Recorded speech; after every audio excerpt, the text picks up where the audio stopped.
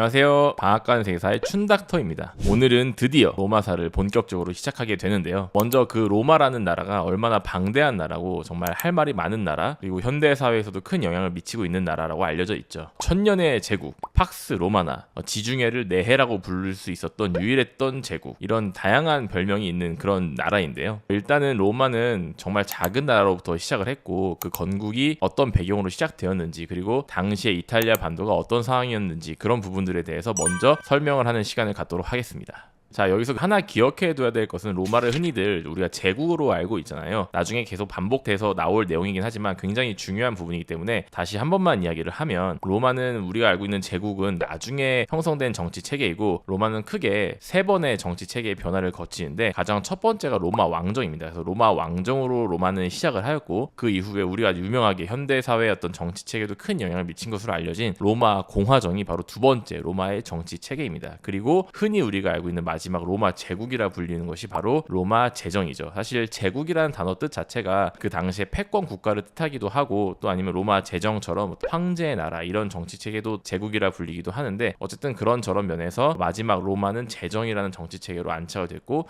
그 이후로 큰 역사의 흐름을 같이 함께 하게 되는 것이죠. 그리고 마지막으로 로마의 왕정이라 하는 것은, 사실 왕정이라고 하면 우리가 어떤 아시아 국가의 체계를 생각했을 때 약간 세습제 왕정이 생각이 나잖아요. 뭐 조선 같은 경우도 이씨 왕조였고, 고려 같은 경우는 왕씨 왕조였죠. 이런 식으로 보통 아시아 같은 경우는 왕정이라 했을 때 왕이 그의 아들이나 혈육에게 그 왕위를 세습하는 형태가 많았었는데, 로마 왕정 같은 경우는 사실 그런 일반적인 아시아의 왕조와 같은 세습 형태는 아니었음을 기억해 두시면 좋을 것 같습니다. 고대 국가는 보통 건국 신화가 굉장히 많이 있었죠. 뭐 우리나라도 건국 신화가 많이 있었고, 뭐 신라의 어떤 박혁 거세라든지, 뭐 고구려의 주몽이라든지, 많은 건국 신화가 존재하는데, 이렇게 고대 국가 같은 경우는 자신들의 나라의 어떤 정당성을 부여하기 위해서라든지, 아니면 자신들의 나라를 신성시함으로써 그것에 대한 권위를 부여하기 위해서 그런 건국 신화 같은 것들이 전해져 온 경우가 많았습니다. 로마 역시 그거에서 예외일 수는 없었겠죠. 자, 조금 옛날 영화이긴 한데 브래드 피트가 주연했던 영화 트로이 기억하시나요? 자, 로마 건국의 신화는 그 트로이 전쟁으로부터 그 배경이 거슬러 올라갑니다. 자, 결국 트로이는 그리스 문명에게 멸망당하게 되는 그런 처지를 맞이하게 되죠. 그 트로이를 탈주한 트로이의 후예가 바로 아이네아스라는 장군이었습니다. 그래서 그 아이네아스가 트로이의 어떤 일부 사람들을 데리고 나왔겠죠. 지중해 여러 지역을 떠돌아다니면서 도망 다니거나 뭐 피신을 하거나 이런 신세였는데, 결국 그 아이네아스와 그 일족들이 이탈리아 반도 로마 근처에 정착하게 되었다고, 그렇게 로마의 건국 신화는 시작이 됩니다. 자, 이후에 이들은 이 로마 근처의 지역에 도시를 건설하게 되었는데, 당시 이탈리아에 원래 살고 있던 원주민들과 힘을 합쳐서 도시를 건설했겠죠. 그래서 이 건설하게 된 도시 이름이 바로 알바론가입니다. 이 알바론가 도시를 중심으로 퍼져나간 민족이 바로 그 유명한 라틴족이 되는 것입니다. 자, 그렇게 해서 이 알바론가라는 도시는 계속 번창을 하게 되고 왕조를 잇게 되는데요. 그래서 왕이 이제 세습되면서 왕조가 이어지고 있었는데, 어느 날 누미토르라는 왕이 나타났고, 그 왕이 다스리던 시기에 누미토르 왕의 동생인 아물리우스라는 자가 있었습니다. 근데 이 아물리우스라는 동생은 건국 신화의 내용이긴 하지만 좀 음험하고 욕심이 많았기 때문에 결국 형인 누미토르를 배신하고 반란을 일으켜서 그 왕 누미토르를 쫓아내고 본인이 왕에 오르게 되는 것입니다. 뭐 상당히 뻔한 건국 신화 느낌이 있죠. 어쨌든 아물리우스라는 동생이 왕이 됐을 때 이 누미토르의 하나뿐인 딸이 있었거든요. 근데 이 딸이 사실 굉장히 불안했을 거겠죠. 아무래도 왜냐하면 이 왕위를 계승할 수 있는 그런 혈육이기 때문에, 특히나 이 여자였기 때문에, 여자가 만약에 자식을 낳아서 왕자가 나오거나 이렇게 되면 이 아물리우스 입장에서는 대의 명분을 잃게 될 수도 있고, 이런 부분들이 있기 때문에 이 누미토르 왕의 하나뿐인 딸을 결혼을 하지 못하게 무녀로 만들어 버립니다. 그리고 이 누미토르 왕의 무녀이자 딸인 그 이름은 바로 레이 실비아입니다. 하지만 역시 신화답게 이 레이 실비아는 무녀로서 결혼을 할 수 없었지만, 어느 날 전쟁의 신 마르스가 지나가다가 레이 실비아를 보게 되었는데 한눈에 반하게 되면서 결국 그 둘이 사랑을 나누게 되는 내용으로 흘러가겠죠. 그리고 결국은 그 레이 실비아가 쌍둥이를 임신하게 되는 것입니다. 그리고 그 쌍둥이가 바로 그 유명한 쌍둥이 아들인 로물루스와 레무스가 되는 것이죠.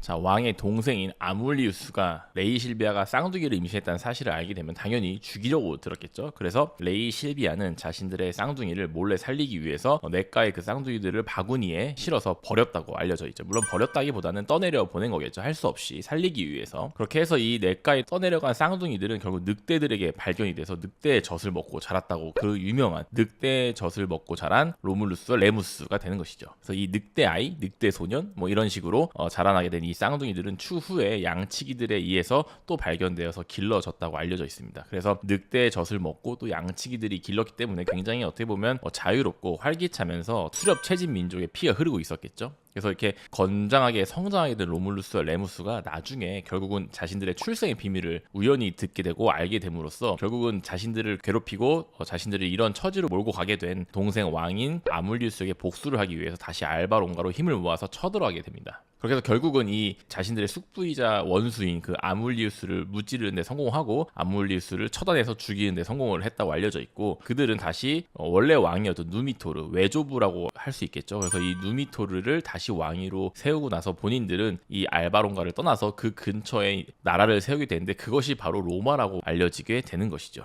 자, 하지만 실제로 로마가 건국된 시기는 기원전 753년으로 알려져 있는데 트로이 전쟁 같은 경우는 기원전 1100년경이기 때문에 무려 400년 정도의 차이가 발생을 하거든요. 뭐 알바론가가 뭐 건설되고 아이네아스가 뭐 이런 것들은 저런 전전해서 로마, 이탈리아까지 정착하는 데 시간이 걸렸다고는 할 수 있겠지만 사실 400년이라는 공백은 너무 긴 기간입니다. 그래서 사실은 로마가 사실 자신들이 트로이 전쟁의 후예라는 것을 자처하기 위해서 어떤 로마 건국 신화를 만들어낸 게 아닐까, 그런 설이 사실은 많이 있겠고, 실제로 건국 신화 는 사실과 다른 경우들이 많기 때문에, 그리고 나중에 로물루스의 어떤 인구 구조나 비율을 봤을 때도 사실은 알바론가의 원류나 주류 세력이 아니었던 것으로 예상이 되거든요. 그래서 자신들이 나중에 신성한 사람들이었다 이런 식으로 권위를 강화하기 위해서 로마 건국 신화를 만든 것이 아닐까, 이런 식으로도 추측을 해볼 수 있을 것 같습니다. 자, 이렇게 해서 로마의 건국 신화를 간단하게 살펴보았는데요. 자, 이제 로마의 왕정을 본격적으로 시작하기 이전에 잠시 로마 그 건국 당시의 배경을 잠시 살펴볼 필요가 있을 것 같습니다. 당시 이탈리아 반도에는 로마인은 굉장히 미약한 상태였고 아주 강성했던 두 민족이 실제 이탈리아 반도에 존재를 하고 있었어요. 로마 건국 당시니까 기원전 8세기겠죠. 그 당시에 존재했던 아주 선진적이고 강성했던 두 민족은 바로 그리스인과 에트루리아인입니다. 자, 이 그리스인과 에트루리아인의 특징과 이탈리아 반도에 그들이 왜 존재했고, 세계의 수도가 되는 로마라는 도시를 그 근처에 건국하지 않고 로마인들이 그 로마를 건국하도록 그대로 그냥 내비뒀는지, 이런 부분들에 대한 것들을 간단히 살펴보도록 하겠습니다. 자, 먼저 이탈리아의 중부와 북부 지역을 차지하고 있던, 현재 이탈리아에서는 토스카나 지방이라고 불리우죠. 그래서 이 지역을 차지하고 있던 민족을 에트루리아인이라고 불렸었습니다. 자, 이 에트루리아인은 그런 기원전 8세기 굉장히 고대 시대였음에도 불구하고 뛰어난 기술력을 갖고 있던 선진 민족으로 알려져 있어요. 그래서 이들은 철기 문명을 일찍 깨우쳤고, 그 다음에 항공이라든지 통상 이런 것들이 다 가능했고, 굉장히 고급스러운 옷을 입는 것을 선호했고, 머리를 길게 늘어뜨리는 등 그런 여러 가지 특징을 갖고 있었던 민족으로 알려져 있습니다. 이 민족의 또 다른 특징 하나는 좀 더 보수적이고 폐쇄적이었다는 특징이 있는데, 에트루리아인들이 건설했던 그런 도시들의 특징만 봐도 알 수 있는데, 대부분 약간 상대적으로 높은 언덕에 견고한 성체를 짓는 것을 좋아했어요. 사실 높은 언덕에 견고한 성체를 짓게 되면 굉장히 방어에는 유리하겠죠. 하지만 높은 언덕에 성체를 짓는다는 것은 약간 고립되기 또 쉬운 부분을 얘기하는 것기도 합니다. 그래서 에트루리아인은 약간 폐쇄적인 부분과 좀 고립되는 것을 즐기는 것까지는 아니지만 고립되는 부분을 어느 정도 허용했던 그런 민족이 아닐까, 이런 생각이 들고요. 이런 에트루리안이 세웠던 대표적인 도시로는 피렌체와 피사 같은 도시들이 있습니다. 자, 그리고 이탈리아의 남부를 차지하고 있던 민족은 바로 그 유명한 그리스인입니다. 자, 그리스인은 너무나도 유명하죠. 그래서 이 그리스인들은 해양 민족의 특성을 굉장히 많이 갖고 있는데 아주 진취적이고 자유로운 민족이기 때문에 통상과 상공업에 아주 능하고 무역업에도 능했겠죠. 그래서 그런 뛰어난 항해술을 바탕으로 지중해 전역까지 퍼졌던 그런 민족인데, 결국은 이탈리아 남부에 정착을 하게 됐던 그리스인들은 역시나 항해 민족답게 항구 도시를 건설하는 것을 굉장히 즐겼다고 알려져 있습니다. 그래서 그리스가 남부 이탈리아에 건설했던 유명한 도시로는 나폴리, 지금의 나폴리죠. 네아폴리스라는 새로운 도시, 네아폴리스에서 시작된 어원이 나폴리로 발전하게 되는 그 나폴리와 그 다음에 장화 뒷굽에 해당하는 타란토, 지금도 이탈리아의 군함과 해군의 주축 도시라고 알려져 있는 그 타란토도 그리스인들이 건설한 도시라고 알려져 있습니다. 그리고 그 이탈리아 밑에 있는 큰 섬, 아주 중요한 섬이 있죠. 바로 시칠리아입니다. 그 시칠리아, 대부의 섬으로도 알려져 있는 그 시칠리아가 그리스인들이 굉장히 활발하게 발굴을 한 도시들이 많이 있었어요. 그래서 당시에 시칠리아의 어떤 메시나라던가 또 시라쿠사, 그 다음에 아그리젠토, 지금도 사실 시칠리아의 관광지로 손꼽히는 그런 도시들인데, 이런 도시들 역시 당시에 그리스인들이 건설한 해양 항구 도시로 알려져 있습니다. 자, 반면에 이탈리아 반도의 정중앙에 위치를 하하고 있고, 테베레 강의 하류에 위치해서 강에도 가깝고, 또 바다, 이탈리아 오스티아라는 항구 도시에 가까운 로마라는 정말 세계의 수도, 지중해에서 가장 중요했던 전략적 요충지이자 현재까지도 정말 많은 영향을 미치고 있는 그런 대도시인 로마는 왜 당시에 그리스인과 에트루리아인의 선택을 받지 못했던 걸까요? 자, 그 부분은 로마의 어떤 지역의 특징을 자세히 살펴보면 알 수가 있는데, 로마는 정말 계속 나오게 되겠지만 아주 유명한 부분인데요, 7개의 낮은 언덕으로 이루어져 있는 지역입니다.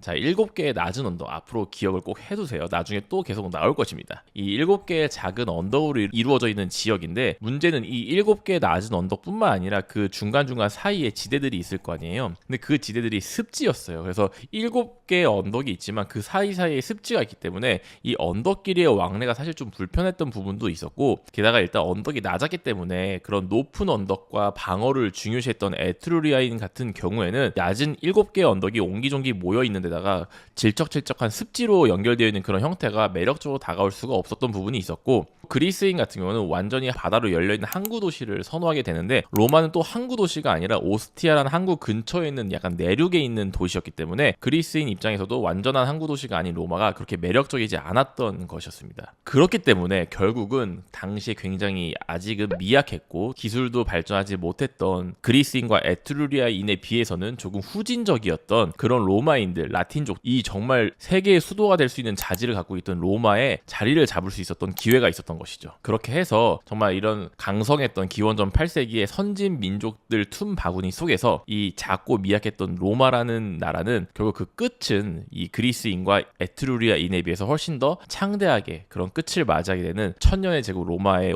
역사가 시작되는 것입니다.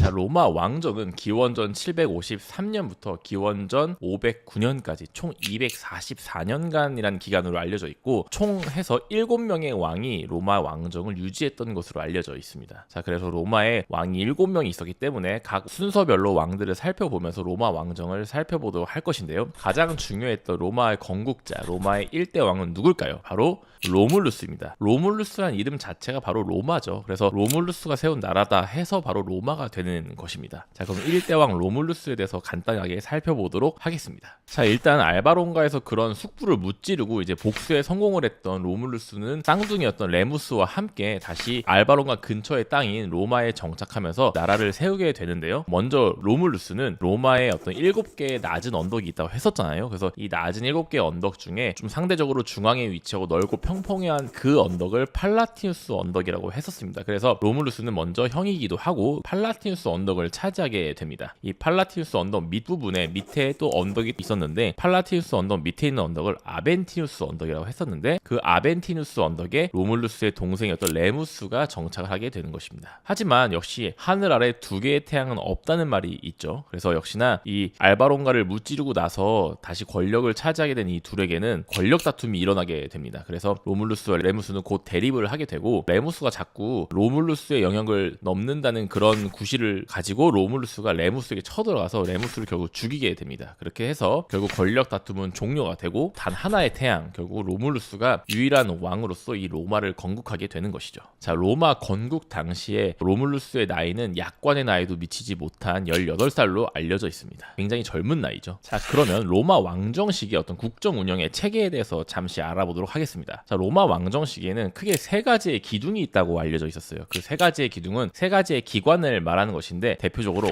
왕 그리고 원로원, 세 번째가 민회입니다. 로마 왕정 시기의 로마의 어떤 전반적인 국정 운영은 이 대표적인 세 기관에 의해서 운영되었다고 보시면 될 것 같고 차근차근 하나씩 알아보도록 하겠습니다. 자, 로마의 왕부터 먼저 보겠는데요. 제가 전에도 잠깐 이야기를 했었지만 로마의 왕 같은 경우는 아시아의 세습제 왕과는 좀 다른 개념이라고 말을 했었죠. 그것이 바로 이런 이유인데 바로 로마의 왕 같은 경우는 민회에서 선출되는 선출직이었습니다. 사실 선출한다는 것 자체가 생각보다 굉장히 민주적인 개념이 들어가 있죠. 민회에서 선출, 투표를 통해서 선출을 한다는 뜻인데 어찌됐든 아시아의 어떤 세습제 왕 같은 경우는 물론 신하들이 동의하고 이런 부분도 있겠지만 기본적으로 왕이 세자를 책봉하잖아요. 하지만 이런 로마 시기의 로마 왕정 같은 경우는 민회에서 선출을 하는 그런 제도이기 때문에 어떻게 보면 선출직 총리 이런 느낌이고 역시나 로마 왕정에서 왕도 종신직이었기 때문에 종신직 총리제 이런 느낌을 약간 갖게 되는 그래서 아시아의 세습제 왕정과는 조금 다른 느낌을 갖고 있다고 보시면 될 것 같습니다.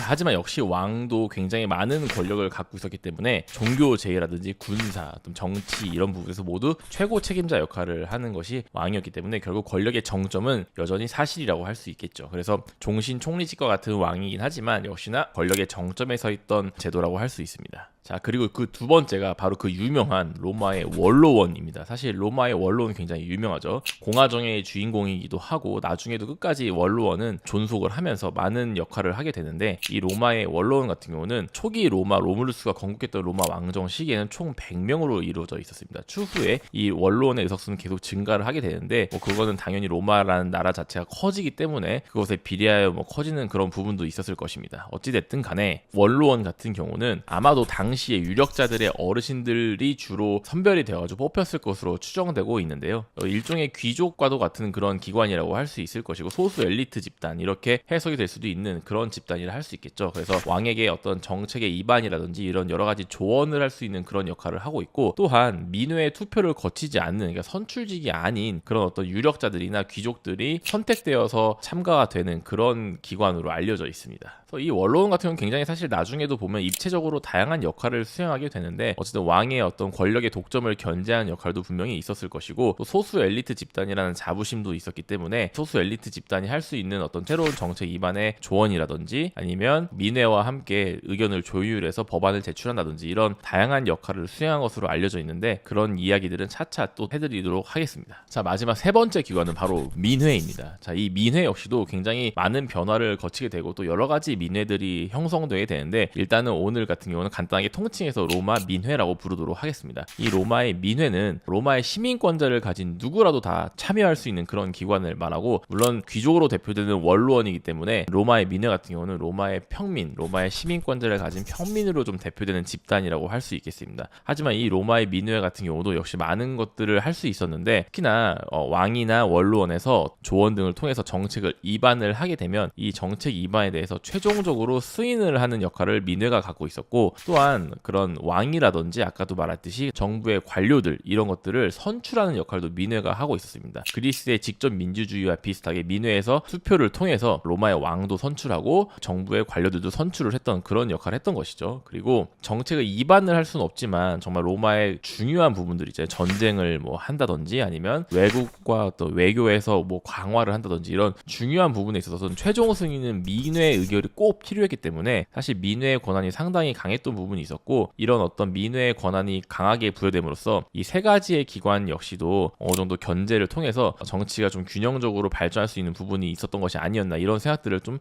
해볼 수 있겠습니다. 자, 이렇게 정치 체계를 개편했던 로마의 1대 왕 로물루스는 그 두 번째로는 인구 구조의 개편에 또 노력을 기울이기 시작합니다. 왜냐하면 이 로물루스가 데려왔던 라틴족 같은 경우는 당시에 남자의 비율이 높았다고 알려져 있거든요. 사실 이런 부분을 봤을 때 어떤 인구 구조의 불안정성은 고대 사회에서 주류가 아닌 민족이 아니었을까. 그러니까 알바론가가 원래 라틴족의 원류라고 했었죠. 그래서 사실은 로물루스와 레무루스가 알바론가를 무찌르고 그 왕을 다시 세워주고 본인들은 여유 있게 무슨 로마에 와서 로마를 건설했다 이런 식으로 굉장히 신화에서는 로물루스를 신성시하고 하고 있지만 사실은 현실적으로는 알바론과 이런 라틴족의 주류에서 밀려난 민족들이 옆에 있는 로마에 다시 나라를 세우게 된 것이 아니었을까, 뭐 이런 추측도 해볼 수 있게 되는데요. 그만큼 약간 당시 로물루스의 라틴족인 로마인 같은 경우에는 여자의 수가 부족했기 때문에 뭐 인구를 부양할 수 있는 여자가 있어야 되는데 그런 여자의 부족으로 인해서 여성과의 혼인이 굉장히 절실했던 그런 상황이었습니다. 그래서 로물루스는 인근의 부족들에게 우리가 당신네 여인들과 혼인을 하고 싶다, 혼인을 허락해달라, 이런 식으로 부탁과 간청을 여러 번 시도하였지만 역시나 아무 힘도 없고 전혀 알려지지 않았던 민족에게 자신들의 여인들을 내어놓을 수 없었겠죠. 그래서 대부분의 민족들이 그런 로물루스의 간청을 거절하게 되고 할 수 없이 로물루스는 굉장히 재밌는 또 계책을 짜게 됩니다. 고대 사회는 종교가 굉장히 중요했기 때문에 이런 종교적인 축제가 아주 성대하게 열리게 되는 경우가 많고 또 인근 부족들을 초대해서 함께 하는 경우도 많았다고 알려져 있습니다. 그래서 로물루스가 당시에 종교 축제를 열게 되고 이 축제를 주관하면서 로마 인근에 살고 있었던 다른 민족인 사비니족이라는 이 민족이 있었는데 이 사비니족을 초청을 하게 돼요.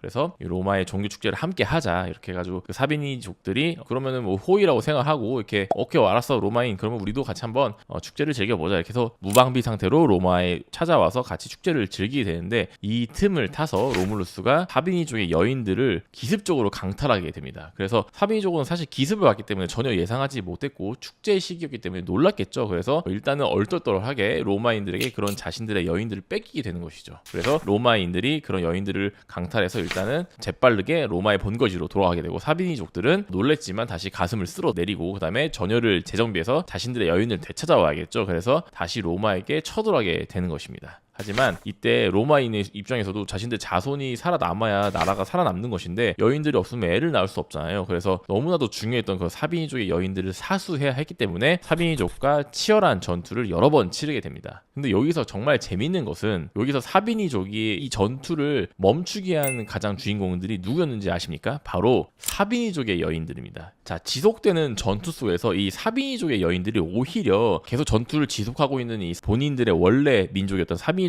찾아가서 눈물을 흘리면서 이 전투를 제발 그만해 줄 수 없냐 이런 식으로 부탁을 하게 됩니다. 눈물을 흘리면서 이 사비니족 여인들이 간청을 하니까 사비니족 역시도 더 이상 이 사비니족 여인들을 데려올 명분이 없어지잖아요. 뭐 사실 자기들은 잘 지내고 있으니 우리는 너무 걱정하지 마라 막 약간 이런 느낌도 있고, 그래서 결국은 전투를 멈추게 되었다고 알려져 있고 화평을 드디어 맺게 됐다고 알려져 있는데 아마도 이것은 로마인들이 정말 너무나도 본인들도 절실했기 때문에 이 사비니족 여인들을 함부로 대하지 않고 자신들의 정식 아내로서 정말 성실하고 견실하게 그들을 아내와 부인으로서 대해준 것이 아닐까. 그렇기 때문에 이 사비니족의 여인들이 로마인들에게 좀 감복한 것이 아닐까, 이런 추측들이 많이 있습니다. 참 좀 재밌는 사실이라고 저는 생각이 들더라고요. 자, 그렇게 해서 이 사비니족과 로마인들이 화평을 맺게 되는 것입니다. 자, 이를 계기로 로물루스는 사비니족에게 합병을 제안을 하게 됩니다. 사실 전투가 계속 지속될수록 사비니족이 좀 밀리고 있었던 것도 사실이었거든요. 그래서 사비니족 역시 본인들도 손해는 볼 게 없다는 생각으로 이 합병에 응하게 되는데 여기서 로마인들의 가장 큰 강점이 하나 나오게 됩니다. 바로 로마인의 개방성, 로마인의 관용성이라고 불리는 로마의 강점인데요. 사실 분명히 전투에서 로마인들이 우세하게 진행을 하고 있었고 사비니족이 분명히 뭐 합병에 응했다고는 하지만 로마인들이 훨씬 더 유리하게 진행을 할 수 있었던 부분들이 분명히 있었거든요. 고대 사회의 특징을 감안하면 사실 승자가 모든 것을 가져간다는 것이 지금의 우리 현대 사회보다도 훨씬 더 강하게 작용됐던 시기입니다. 그래서 막 고대 사회는 막 이기면 다 죽여버리고 막 다 노예로 삼고 막 이렇게 막 하잖아요. 그래서 모든 것을 막 불태우고 이런 식으로 사실 고대 사회는 좀 더 적나라하고 잔인한 경우들이 많았는데 이 당시에 로마는 사비니족과 합병을 굉장히 동등한 입장에서 진행을 했다고 알려져 있습니다. 그래서 로마의 시민권도 사비니족이 이민족이었지만 전혀 거리끼지 않고 로마의 시민권을 나눠주고 또 사비니족도 유력자들이 분명히 있었을 텐데 이 유력자들에게도 로마의 가장 중요했던 그 귀족 정치의 핵심인 원로원의 의석을 사비니족의 유력자들에게도 똑같이 제공을 했다는 것으로 알려져 있습니다. 그래서 이러한 부분들을 로마인들의 관용성, 로마인들의 개방성이라고 불리게 되는 것입니다. 물론 로마 입장에서는 당시에 인구 구조가 불안정했고 또 인구도 적었기 때문에 인구를 늘리는 그런 개념에서도 굉장히 중요한 부분이고 여러 가지 이득과 득실을 계산을 해서 고려했던 행위일지 모르겠지만 당시 고대 사회가 굉장히 폐쇄적이었던 부분들을 감안했을 때 이런 로마인들의 어떻게 보면 상당히 파격적인 부분이 분명히 있었던 것이고 이것이 바로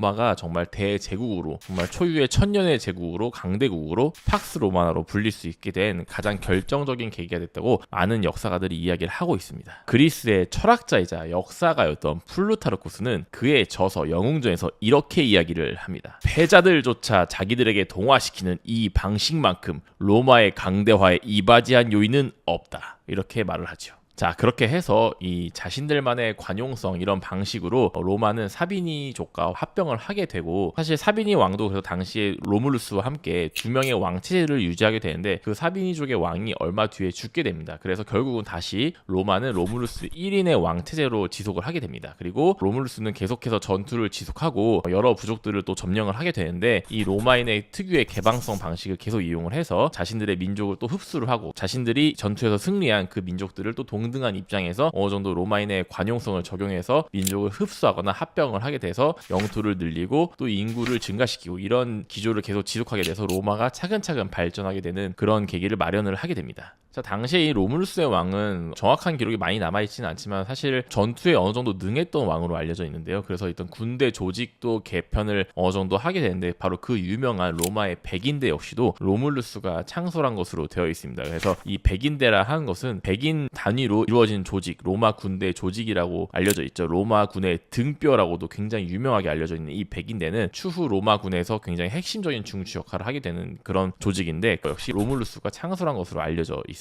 그렇게 해서 로물루스 재위 39년 만에 벼락과 함께 로물루스 왕이 사라졌다고 그렇게 신화는 끝을 내게 되는데요. 사실 로물루스가 굉장히 젊은 시기에 왕이 되었고 39년, 치세 39년 만에 사실 사라졌다는 것은 좀 이르게 사라진 감이 있는데, 아마도 병사들에게 암살되었다는 얘기도 있고 또 전쟁 중에 사망했다는 그런 얘기들도 있는데, 어쨌든 로마의 일대 왕이었던 로마의 건국자 로물루스는 이렇게 극적으로 사라졌다고 신화에는 남아있게 됩니다. 어떤 나라들의 역사를 살펴보게 되면 항상 건국 초기의 시기는 굉장히 불안정한 시기라고 할 수 있습니다. 왜냐하면 건국 초라는 것은 굉장히 다양한 세력들이 아직 형성되어 있을 것이고, 왕권이 강화된 그런 상황도 아니었고, 권력의 기반이 아직 안정화된 추세가 아닐 것이기 때문에, 그런 여러 가지 이유들을 생각해 보면 건국 초에는 항상 혼란스러운 시기와 불안한 시기가 함께 할 수밖에 없는 것이죠. 자, 이런 상황에서 로물루스 왕이 벼락과 함께 사라졌다고 기록이 되어 있죠. 이것은 사실 갑자기 실종된 것이나 마찬가지거든요. 이런 부분을 생각해 봤을 때 사실 로물루스라는 그 왕이 암살을 당했을 수도 있고, 갑자기 잡혀가서 실종이 당했을 수도 있고, 이런 여러 가지 변수들이 있기 때문에 사실은 당시 상황을 생각해 보면 더욱더 전국이 혼란스러워질 수 있는 그런 상황이라고 할 수 있겠죠. 자, 이런 가운데 로물루스는 라틴족이었고, 당시에 그 편입된 사비니족 기억나시죠? 어떤 여인들을 데려옴으로써 로마인의 관용성을 보여주면서 합쳐졌던 그 사비니족도 원래 라틴족과는 다른 민족이기 때문에 갈등의 소지가 분명히 있었겠죠. 그래서 로물루스의 왕이 사라지고 나자 라틴족과 사비니족 간의 대립 구도가 첨예하게 진행을 하게 되는 것이죠. 자, 보통 이렇게 1인자와 내지는 2인자 이 둘이 막 대결을 할 때 어떤 세력들이 보통 이득을 보게 되는지 아시나요? 그건 바로 제3자입니다. 전국이 불안정하고 어떤 라틴족과 사비니족이 막 대립을 하고 이런 가운데 있을 때는 제3자가 오히려 이득을 취할 수 있는 그런 구도가 형성되는 경우들이 종종 있습니다. 자, 이대왕 누마 같은 경우도 사실 그런 경우와 마찬가지였어요. 로마인들은 어떻게 보면 이런 부분에서 좀 현명했다고 저는 생각이 되어지는데,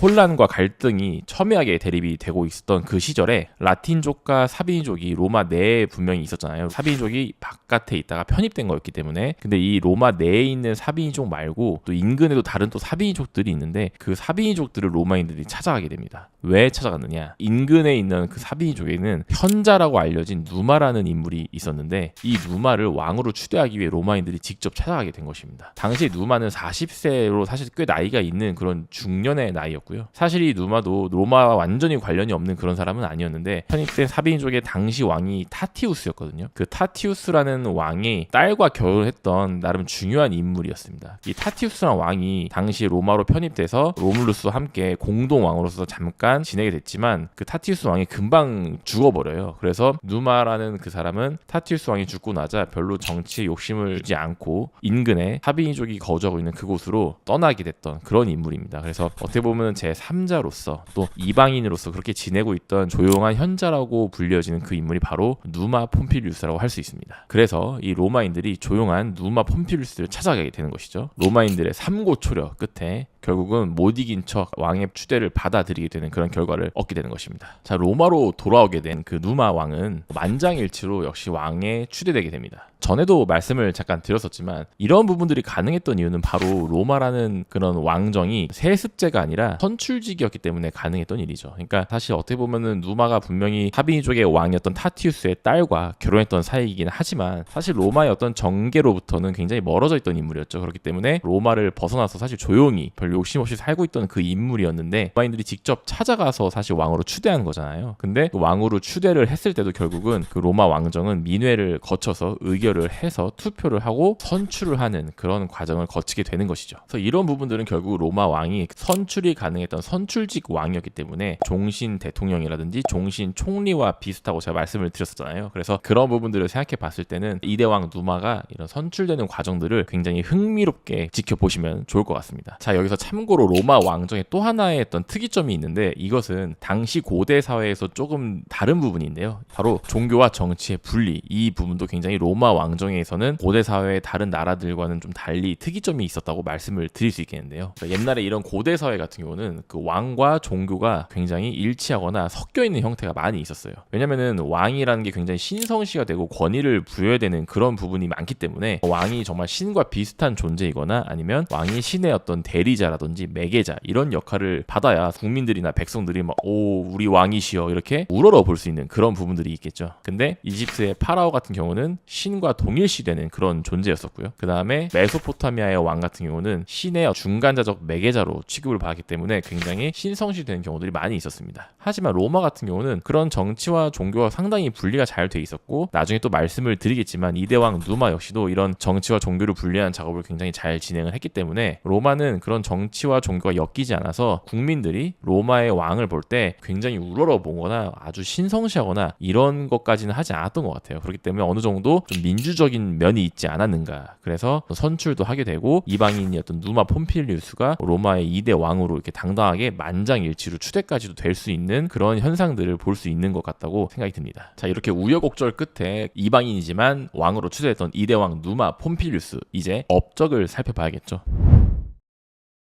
자, 이 2대왕 누마 같은 경우는 굉장히 조용했던 사람으로 알려져 있고 현자였습니다. 역시나 조용한 현자답게 지혜로운 왕이었던 것 같아요. 자, 누마는 자신이 정확하게 왜 왕으로 추대가 됐고 이 시기에 자기가 어떤 것을 해야 될지 정확히 알고 있었습니다. 아까도 제가 말씀을 드렸지만 로마는 굉장히 건국 초기에 혼란스러운 상황 그리고 대립과 갈등의 양상이 분명히 있었다고 말씀을 드렸었죠. 로물루스가 갑자기 실종되었고 그 상황에서 라틴족과 사비인족끼리 서로 알력 다툼이 분명히 형성이 될 수 있었던 일촉즉발의 상황일 수 있었습니다. 이때 3자로 왕으로 추대됐던 누마는 혼란스러움을 제거하고 안정감을 심어주려고 계속 노력을 했었는데요. 결국 아직 거친 원석에 불과했던 이 로마의 질서와 안정을 확립해서 건전성을 심어주고자 노력을 했던 것을 알 수 있습니다. 자, 그러면 누마가 어떠한 것들을 시행했는지 조금 더 자세히 살펴봅시다. 자, 먼저 누마는 원래 로물루스가 왕 재위 시절에 데리고 있었던 300명의 친위대가 있었습니다. 이 친위대를 해산시킵니다. 사실 로물루스가 왕의 친위대 300명을 데리고 있었다는 것은 자신의 신변에 위협을 느끼는 부분도 분명히 있었겠지만 친위대라는 것 자체가 군사이기 때문에 굉장히 공격적인 성향을 띠잖아요. 그래서 이런 친위대를 늘 거느리고 다니면 로물루스 같은 경우는 라틴족 출신이었기 때문에 반대 급부인 사비니족 같은 경우에는 친위대만 보더라도 위협을 느낄 수 있겠죠. 그래서 이런 부분에 있어서도 누마는 현명하게 신변의 위협이 있었을 것임에도 불구하고 친위대를 과감하게 해산하는 결정을 내리게 됩니다. 사실 근데 이런 결정을 내리게 되면 사비니족 입장에서도 조금은 더 이 누마의 온건한 정책이라고 할 수 있잖아요. 그래서 사비니족 같은 경우도 좀 더 위협을 덜 느끼게 될 것이고 이런 갈등을 좀 더 누그러뜨리는 그런 효과를 가져올 것이라고 생각을 했을 것이고 실제로 이런 부분에서 효과를 보게 된다고 알려져 있습니다. 또한 누마 같은 경우는 당시에 전쟁의 신이 야누스라고 알려져 있거든요. 야누스 많이 들어보셨죠?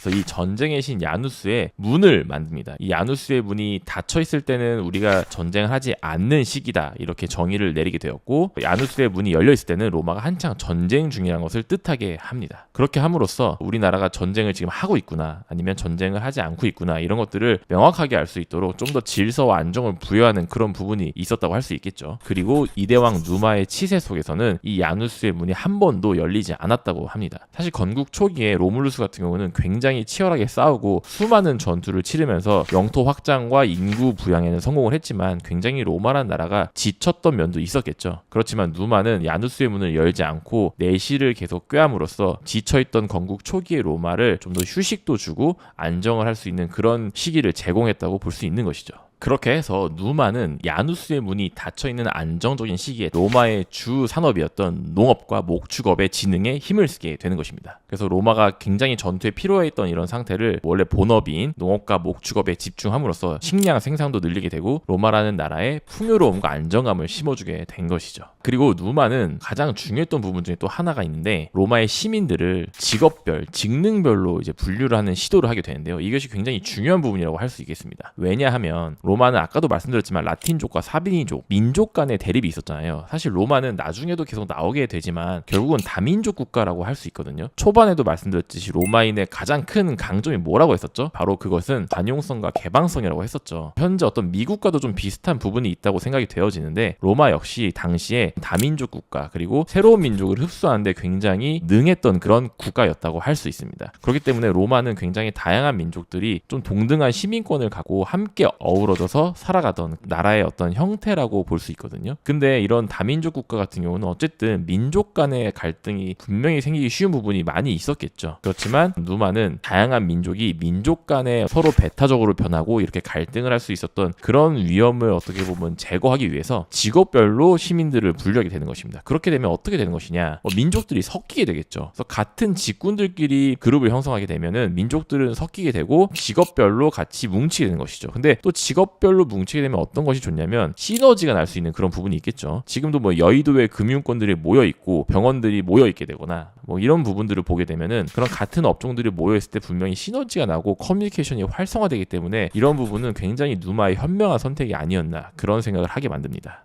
그렇게 해서 민족 간의 갈등은 좀 더 최소화하게 되고 또 직업별 간의 능률은 올리게 되는 그런 효과를 불러일으키게 되는 것이죠. 그리고 마지막으로 누마 같은 경우는 음력으로 달력을 제정해서 이런 달력이 굉장히 중요한 부분이죠. 왜냐하면 인간은 시간의 개념을 설정하게 되면 훨씬 더 규칙적이고 능률적으로 일을 할 수 있게 되잖아요. 우리도 시계를 보면서 시간을 관리하고 스케줄을 짜듯이 이렇게 음력으로 달력을 제정했다는 의미는 시간을 어느 정도 규격화시킴으로써 또 일의 능률을 높이는 데 훨씬 더 큰 도움을 주게 되는 것입니다. 그리고 휴일, 뭐 공휴일 이런 것들도 정비하면서 로마의 시민들이 훨씬 더 안정감 있고 규칙적으로 생활할 수 있도록 최대한 배려했다는 것을 알 수 있습니다. 누마는 건국 초기에 혼란스러웠던 시기를 잘 극복하고 조금 더 안정적이고 질서 있게 그런 나라로 회복할 수 있도록 많은 시도를 했던 것을 알 수 있습니다. 이로써 로마는 건국 초기에 혼란스러움을 수습하고 내실을 다지고 안정을 꾀할 수 있게 됐던 것이라고 볼 수 있겠죠.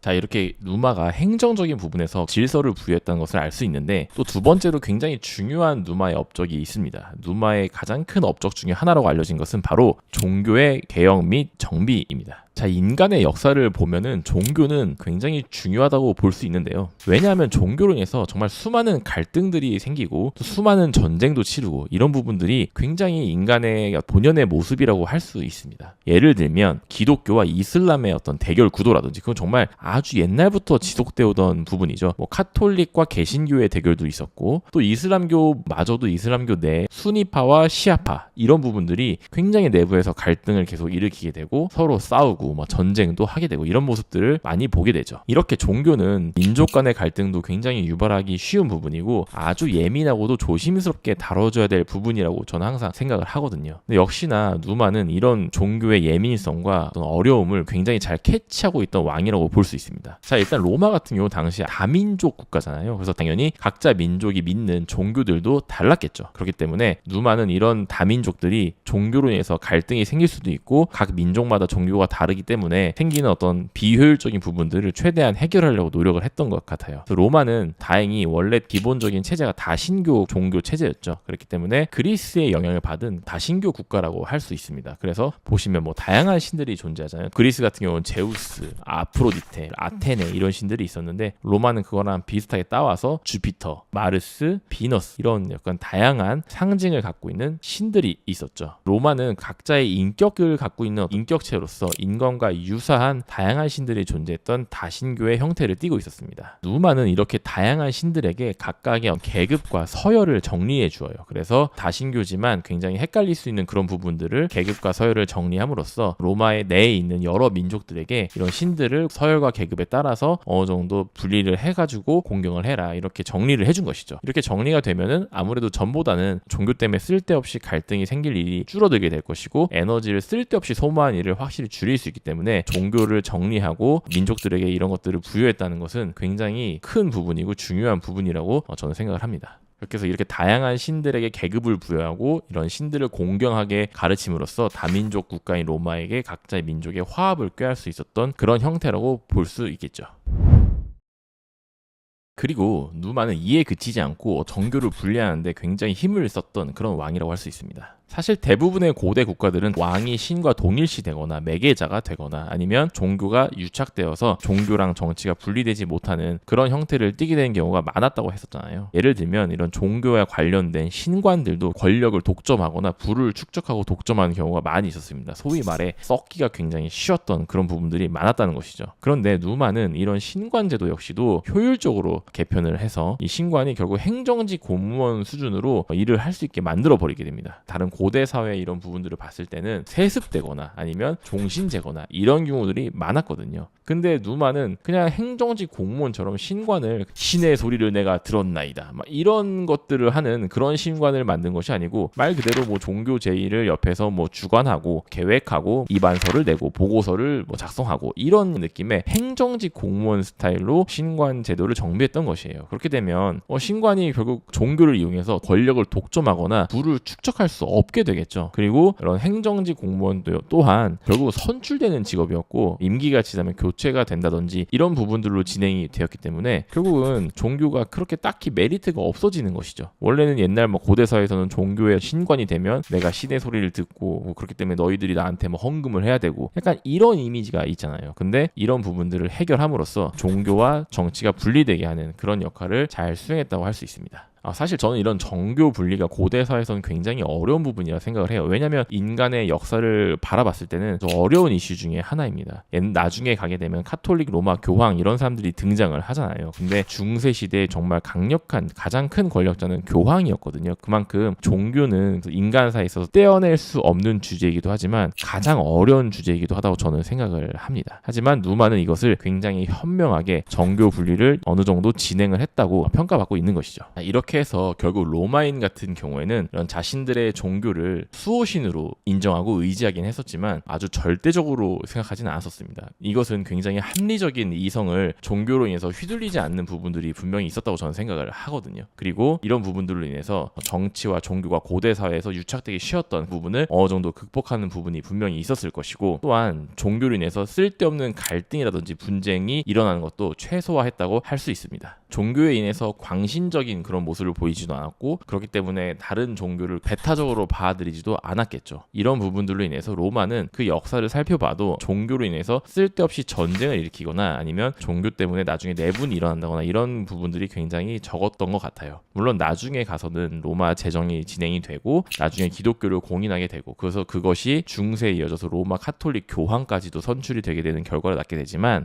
초기 로마의 제정이 중반 이후로 진행되기 전까지의 로마의 모습을 보면 다신교적인 면을 갖고 합리적인 이성을 갖고 있었던 그런 민족의 특징을 살펴볼 수가 있습니다. 자, 이렇게 해서 누마가 종교를 잘 정비하고 종교에 대한 가치관을 잘 확립한 덕분에 로마는 종교에 의지를 하지 않게 되는 민족이 되게 되는 것이죠. 그렇다면 로마는 어떤 것에 의지를 하게 되는 민족이 되었을까요? 그것은 바로 법률입니다. 그래서 그 유명한 법의 민족이었던 로마인이 나오게 되는 것이죠. 고대 사회에서 아주 유명했던 세 민족이 있습니다. 세 민족의 행동 원칙을 간단히 살펴보도록 하겠습니다. 고대 사회의 행동의 원칙을 철학에 기조했던 그리스인, 그리고 종교에 의지했던 유대인, 마지막으로 법률에 의지했던 로마인, 이렇게 정리를 할 수가 있는데요. 이것은 참 재밌는 부분이라고 저는 생각이 듭니다. 자, 이 세 가지 행동 원칙으로 인해서 이 세 민족의 흥망성쇠 역시도 이 행동 원칙에 따라서 그 결과를 달리하게 된다고 저는 생각을 하거든요. 그렇기 때문에 이런 행동 원칙과 기조를 생각하면서 이 민족들의 가치관과 정체성, 흥망성쇠를 살펴보고 있으면 굉장히 재미있고 흥미로운 것들이 많이 있기 때문에 이런 부분들도 같이 살펴보시면 좋을 것 같아요. 이렇게 로마의 건국 초기의 불안정한 시기를 잘 극복하고 행정제도와 종교제도를 잘 개혁하고 정비했던 이대왕 누마 폼필리우스는 치세 43년 만에 사망한 것으로 알려져 있습니다. 신화적인 이야기에 따르면 누마는 숲속에 들어가서 님프와 대화를 한다. 님프는 숲속의 요정이죠. 마지막에도 역시 이런 님프와 대화를 하다가 님프와 함께 사라져 버렸다. 이런 이야기들이 전해 내려오고 있습니다. 그만큼 누마는 굉장히 조용하고 현명했고 또 숲속에 가서 혼자 고뇌를 하고서 정책이나 입안을 들고 나왔던 지혜로운 왕이라고 할 수 있겠는데요. 건국 초기 불안정한 시기였고 또 제3자이기 때문에 정치적 기반이 분명히 없었을 것이죠. 이런 정치적인 기반도 없는 불안정한 상황에서는 사실 암살당하기도 굉장히 쉽고 언제 왕위에서 끌어내려질지도 모르는 그런 상황이었다고 저는 생각을 하거든요. 저는 이런 불안정한 시기를 정말 이대왕 누마가 아주 현명하고 지혜롭게 헤쳐나갔던 것 같습니다. 그리고 누마가 이런 부분이 가능했던 이유 중에 하나는 저는 사실 이방인의 입장이었고 제3자의 위치였잖아요. 이런 제3자의 위치에서 정말 냉철한 현실 감각과 정확하고 객관적인 통찰력을 갖고 있었던 왕이 아니었을까. 그리고 또 굉장히 겸손하고 지혜로운 인성을 가진 왕이었기 때문에 그런 부분들도 로마에 있어서는 굉장히 행운이 아니었나. 정말 잘 알려지지 않은 왕이기도 하지만 저는 개인적으로 이 이대왕 누마가 아주 뛰어난 왕이었다는 생각을 하게 됩니다. 이렇게 해서 이대왕 누마의 이야기를 마치도록 하겠습니다.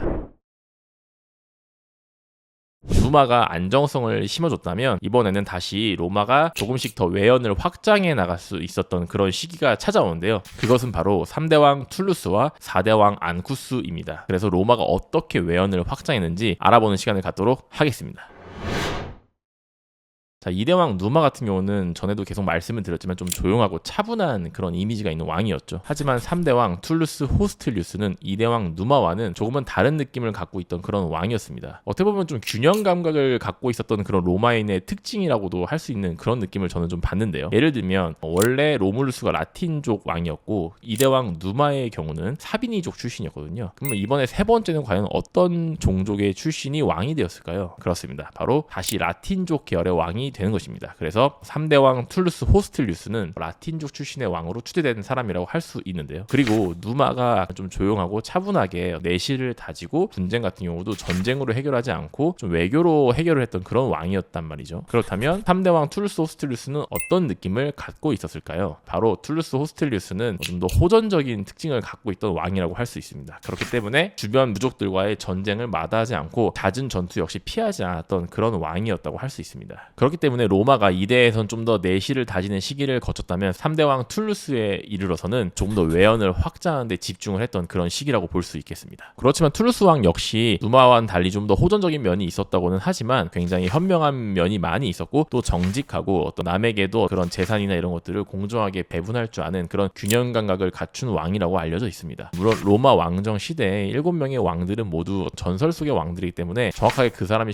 실존했는지까지는 알 수 없지만 일단 우리가 알고 있는 사료나 어떤 신화적인 면에 있어서는 그런 특징들을 가지고 있었다고 그냥 추측을 하시면 좋을 것 같습니다. 어느 정도 호전성을 갖고 있었던 이 3대왕 툴루스의 가장 큰 업적이라고 하면 바로 알바론가 공략이라고 할 수 있겠습니다. 자, 이 알바론가라는 도시는 초반에 로마 건국 신화에 나왔던 그 도시인데요. 트로이 전쟁부터 시작된 그 트로이의 후예들이 나중에 이탈리아 반도에 와서 로마라는 도시 근처에 이제 나라들을 형성하게 되는데 처음에 시작했던 도시 국가가 알바론가라고 알려져 있습니다. 어떻게 보면 이제 로마라는 나라는 알바론가의 어떤 후신인 나라라고 볼 수 있거든요. 알바론가에서 떼어져 나와서 다시 또 새로 로물루스가 세운 나라 이런 식으로 해석을 하면 될 것 같은데 그렇기 때문에 알바론가는 로마보다도 300년 정도 앞서 있었던 도시라고 알려져 있습니다. 당연히 라틴족의 어떤 본가의 이미지가 있거든요. 그래서 이런 본가 같은 경우는 또 오래된 전통과 기반이 좀 더 탄탄하게 뿌리내린 그런 느낌이 있잖아요. 그래서 이 알바론가는 사실 로마보다 훨씬 더 당시에 어떤 지명도라든지 규모라든지 이런 것들이 훨씬 더 강성했던 도시 국가로 알려져 있었습니다. 하지만 로마 역시도 이제 로물루스와 이대왕 누마를 거치면서 점점 착실하게 성장을 하게 되었고 결국은 이런 알바론가와 인접한 도시 국가였기 때문에 이 성장하는 로마를 견제하는 면도 있었겠고 알바론가 입장에서는 옆에 나라가 이렇게 막 성장을 하니까 당연히 좀 조바심을 느끼거나 아니면 위협감을 느꼈을 수도 있겠죠. 그렇기 때문에 이제 알바론가와 로마의 잦은 마찰이 시작되면서 결국 이 두 나라가 전쟁을 하게 되는 것입니다. 사실 같은 라틴족 계열이기도 하고 건국 신화도 함께 공유하고 있던 그런 나라이기도 하기 때문에 어떻게 보면 알바론가와 로마는 로마는 이웃 사촌지간이라고 할 수 있잖아요. 그렇기 때문에 이 로마와 알바론과의 어떤 전쟁은 사실 어떻게 보면 내전과도 비슷한 전쟁이라고 할 수 있습니다. 그렇기 때문에 어떻게 보면 같은 민족끼리의 어떤 대량 출혈 사태를 좀 피하고 싶었을 수도 있고, 또 고대 사회는 약간 어떤 결투 문화 이런 것들도 있었던 것 같아요. 사실은 로마 그 후에도 뭐 예를 들면 글래디에이터라는 영화 아시죠? 그래서 그 글래디에이터 영화에서도 그 나중에 보면은 그 막시무스가 황제 코모도스와 결투를 하잖아요. 사실은 뭐 우리 같은 아시아 아니면 이런 동양 국가 같은 데서 생각해 보면 상상도 할 수 없는 어떤 신하가 감히 왕에게 결투를 청한다? 사실 좀 말도 안 되는 픽션 같은 느낌이 있는데, 로마나 이런 서양의 고대 국가들은 이런 결투 문화가 좀 있었던 것 같기도 해요. 그래서 이런 로마와 알바론과는 처음에 대규모 전쟁을 하지 말고 일단은 3대3 대결을 하자. 그래서 각 부족의 유력한 가문 형제들이 나와서 3대3 대결을 하게 됩니다. 어떻게 보면은 로마의 검투사라든지 콜로세움 이런 문화의 어떤 원류 같은 느낌이 좀 있죠. 그래서 처음에는 알바론가 쪽이 유리하게 전개됐지만 로마의 호타리우스 형제가 나머지 알바론가의 3명을 차례로 격파하면서 결국은 로마가 승리를 하게 되는 결과를 낳게 되는 것이죠. 자, 그런데 여기서 반전이 또 일어나게 되는데요. 알바론가의 왕 메티우스라는 왕이 있는데 이 왕이 꽤나 비겁했던 왕인 것 같습니다. 그래서 이 왕이 이 3대3 단판 승부를 봐드리지 않는 거예요. 본인들이 본류고 너네들은 동생인데 이 동생 같은 놈들이 감히 나를 쳐? 이러면서 알바론가의 왕 메티우스는 그 3대3 단판 승부의 결과를 승복하지 않고 호웃음 치면서 결국은 음흉하게 주변 부족들을 꼬드겨서 로마를 다시 공격하게 됩니다. 나중에도 로마사를 보면은 로마가 전성기 시대를 구가할 때 굉장히 신뢰를 중요시하는 것들을 좀 어느 정도 알 수 있는데, 툴루스와 로마는 굉장히 화가 났겠죠. 그래서 메티우스 왕을 잡고자 이 주변 부족들을 먼저 힘으로 딱 제압을 하고 알바론가로 물밀듯이 쳐들어가서 결국은 그 알바론가의 왕 메티우스를 사로잡게 됩니다. 사로잡았던 메티우스 왕은 비겁한 방법의 죗값을 치르게 하기 위해서 능지처참으로 사형을 하였다고 알려져 있습니다. 그것은 로마가 정말 신뢰를 중요시하는 민족이라는 것을 다시 한번 알 수 있는 것입니다. 어떻게 보면은 물론 이게 다 신화적인 면이 있겠지만 괜히 메티우스가 더 열받게 해가지고 큰 피해만 본 그런 꼴이 되었죠. 역시나 정직한 협정이 중요하지 않나 이런 생각도 춘닥터는 좀 하게 됩니다. 자, 이렇게 해서 메티우스 왕을 사로잡고 알바론가를 격파한 로마는 알바론가 시가지를 모두 파괴합니다. 로마는 여기서 또 역시 그리스의 역사학자 플루타르코스가 말했던 그 로마인의 최대 강점이었던 관용성과 개방성을 발휘하게 됩니다. 그래서 로마는 이 알바론가의 주민들을 죽이지 않고 로마의 7 언덕 중에 하나인 카일리우스 언덕, 지금은 이탈리아의 첼리오 언덕이라고 불리는 언덕인데요. 이 언덕으로 알바론가의 주민들을 강제적으로 이주를 시키게 되는 것이죠. 역시나 로마인들의 그 개방성과 관용성답게 강제 이주를 시켜서 뭐 노예로 부린 것이 아니라 합리적으로 로마의 시민권을 나눠주게 됩니다. 또 알바론가는 워낙 본류였기 때문에 유력 가문들, 어떤 귀족들도 많이 있었거든요. 그래서 이런 알바론가의 유력 귀족들도 로마로 이주를 하게 되는 것이죠. 그래서 이때 알바론가에서 로마로 넘어왔던 유명한 귀족들이 있는데 퀸틸리우스, 세리비우스, 율리시우스 가문이 바로 이런 알바론가의 유력 귀족들과 유력 가문들이라고 할 수 있겠습니다. 이게 또 되게 중요한데 나중에도 로마는 계속 나오지만 세르비우스나 이런 퀸틸리우스, 율리시우스 가문은 지속적으로 나오거든요. 그래서 나중에도 이런 것들을 좀 생각해보면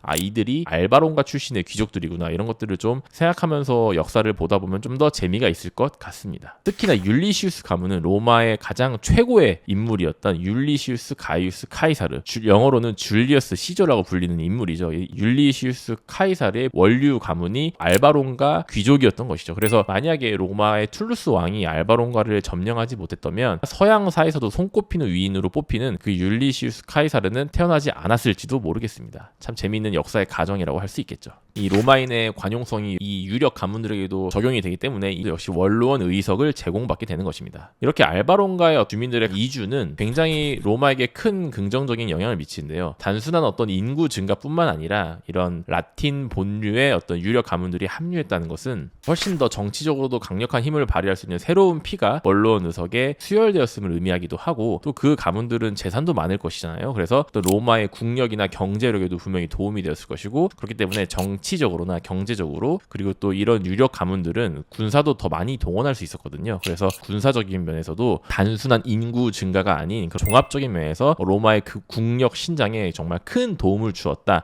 이렇게 생각해 볼 수 있겠습니다. 자, 이렇게 알바론과의 점령은 다양한 면에서 로마에게 정말 큰 이익을 가져다 주었다고 할 수 있는데요. 종합적인 국력 신장 외에도 상징적인 부분에 있어서도 이런 알바론과 점령이 굉장히 중요한 부분을 뜻하는데, 왜냐하면 알바론과를 점령했다는 것은 라틴 계열의 어떤 본류, 본가를 점령한 것이잖아요. 그럼 이제 로마가 라틴족의 본가가 되는 것이죠. 알바론과에 대한 건국 신화라든지 이런 부분도 로마가 더 편하게 사용할 수도 있었을 것이고, 이런 본인들이 이제 라틴족의 본가가 되기 때문에 주변의 라틴족들과 동맹 전선을 형성할 때 동맹국의 맹주가 바로 자연스럽게 로마가 되겠죠. 이런 식으로 이 알바론과의 점령은 국력의 신장뿐만 아니라 이런 상징적인 면이라든지 동맹국과의 관계에 있어서도 굉장히 큰 의미를 띠는 일대 사건이라고 저는 생각을 하게 됩니다. 그리고 마지막으로 이 툴루스 왕이 알바론과라는 큰 도시 국가를 점령하면서 생겨났던 대원칙이 좀 정립이 된다는 것을 알 수 있는데요. 그것은 바로 로마인의 관용성과 신뢰의 원칙이라고 할 수 있습니다. 제가 여러 번 계속 얘기하지만 로마는 어떤 이런 관용성의 법칙이 로마가 훗날 대제국으로 발전하는데 너무나도 큰 기여를 하기 때문에 자꾸 좀 지겹겠지만 반복적으로 말하게 되는 면이 있는데 양해를 좀 부탁드릴게요. 어쨌든 간에 로마는 신뢰를 굉장히 중요시 여겨서 신뢰를 어기는 자는 용서하지 않는 면을 보였지만 메티스 왕을 능지처참해서 사용을 시켰죠. 하지만 죄 없는 어떤 이주민들이라든지 타 도시국가의 유력 가문들에게 원로원 의석을 제공하고 로마 시민권을 합리적으로 분배함으로써 그들이 자연스럽게 로마라는 나라에 융화될 수 있도록 유도를 했었던 것입니다. 이것은 정말 종합적으로 새로운 피를 지속적으로 수혈할 수 있는 그런 역할을 하였고, 또 로마가 다민족 국가, 또 정말 세계적인 대제국으로 발전할 수 있는 가장 큰 밑거름이 되었고, 이 도시는 파괴하되 주민들은 강제 이주시키고 신뢰를 어긴 자는 여지없이 죗값을 치르도록 한다. 이런 대원칙이 이 3대 왕 툴루스 호스틸리우스 때부터 어느 정도 정립이 되었다고 생각을 하시면 좋을 것 같습니다. 알바론과 점령으로 라틴족의 본가를 찾게 한 로마의 3대 왕 툴루스 호스틸리우스는 치세 32년 만에 사망한 것으로 알려져 있습니다. 자, 로마의 네 번째 왕의 이름은 안쿠스 마르티우스입니다. 자, 이 4대 왕 같은 경우는 제가 3대 왕 때도 설명했었던 균형 감각을 가진 로마인의 특징을 한번 생각해 볼게요.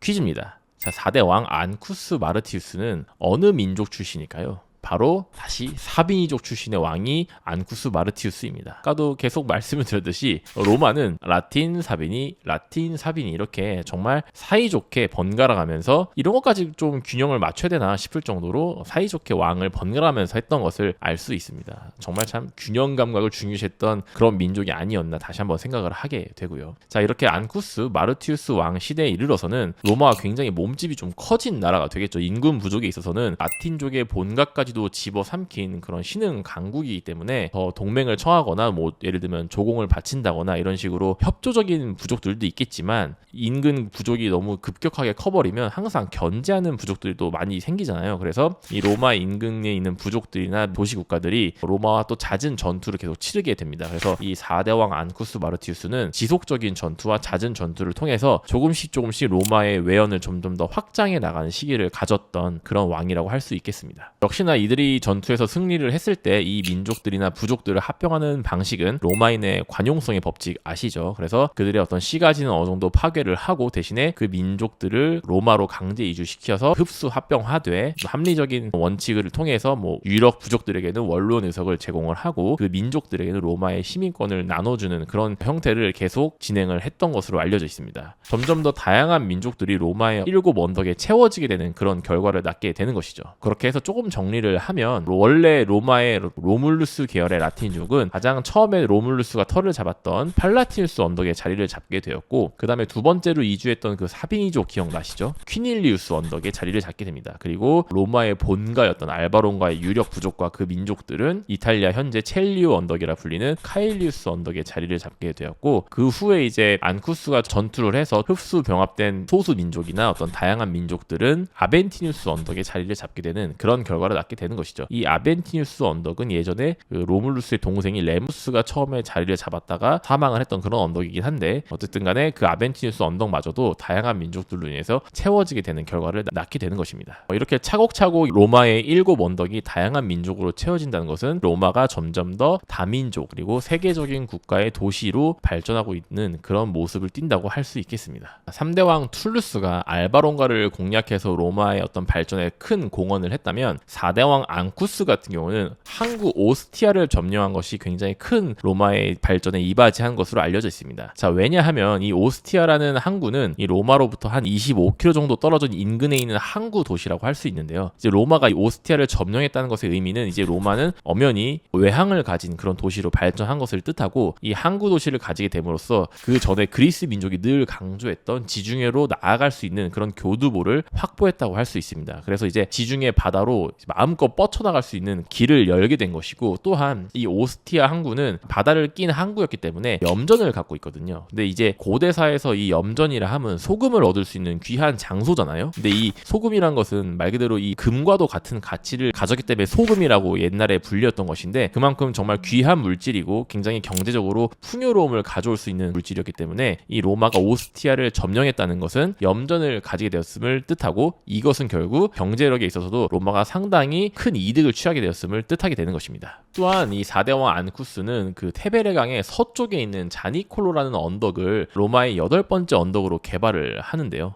이것은 로마가 원래 총 7언덕이었지만 로마라는 그 7언덕은 원래 테베레강의 동쪽에 위치하고 있었어요. 근데 이제 이 테베레강 서쪽에 위치한 자니콜로까지도 로마에 흡수 합병시키는 결과를 낳게 됨으로써 이 로마라는 시 자체가 이제는 테베레강을 끼고 있는 형태를 띠게 되는 것이죠. 원래는 테베레강의 동쪽에 위치했던 그런 작은 지역만 차지하고 있었는데, 이제 자니콜로를 약간 연결을 하게 됨으로써 테베레강과의 어떤 접근성도 훨씬 더 높아지게 되는 것이고, 또한 자니콜로와 통행을 하게 되려면 결국은 이 테베레강을 건너야 되잖아요. 그래서 이 자니콜로와 로마를 연결짓는 그런 다리까지도 건설을 하게 됩니다. 이것이 로마 시기에 최초로 건설된 다리라고 알려져 있습니다. 물론 이 다리는 뭐 석조로 이루어진 그런 견고한 다리는 아니고 자니콜로와 로마를 연결하기 위한 그런 임시적인 다리로서 목조 다리 형태로 만들어졌다고 알려져 있고요. 이것은 나중에 자니콜로가 요새화돼서 로마로 쳐들어오는 외적의 첫 번째 방어선이기 때문에 자니콜로가 위험에 처했을 때는 그 다리를 불태워서 없애기도 했다, 이렇게 사료에서는 알려져 있습니다. 앙쿠스 왕 역시 이렇게 주변 부족과의 전투와 로마의 외연 확장에 힘쓰고 난 뒤에 치세 25년 만에 사망했다는 것으로 알려져 있습니다. 농경 민족의 교과서라고 불리울 만큼 정말 착실하고 견실한 민족이었던 로마는 자신들의 특징답게 2대 왕과 3대 왕, 4대 왕을 거치면서 정말 착실하고 차근차근 자신들의 외연을 확장해 나가기도 하고 내실을 다지기도 했던 견실한 시기를 거치게 됩니다. 하지만 보통 역사적으로 굉장히 흥하거나 패권을 장악했던 그런 국가들은 점핑하면서 발전했던 정말 도약 시기들을 거치게 되는데요.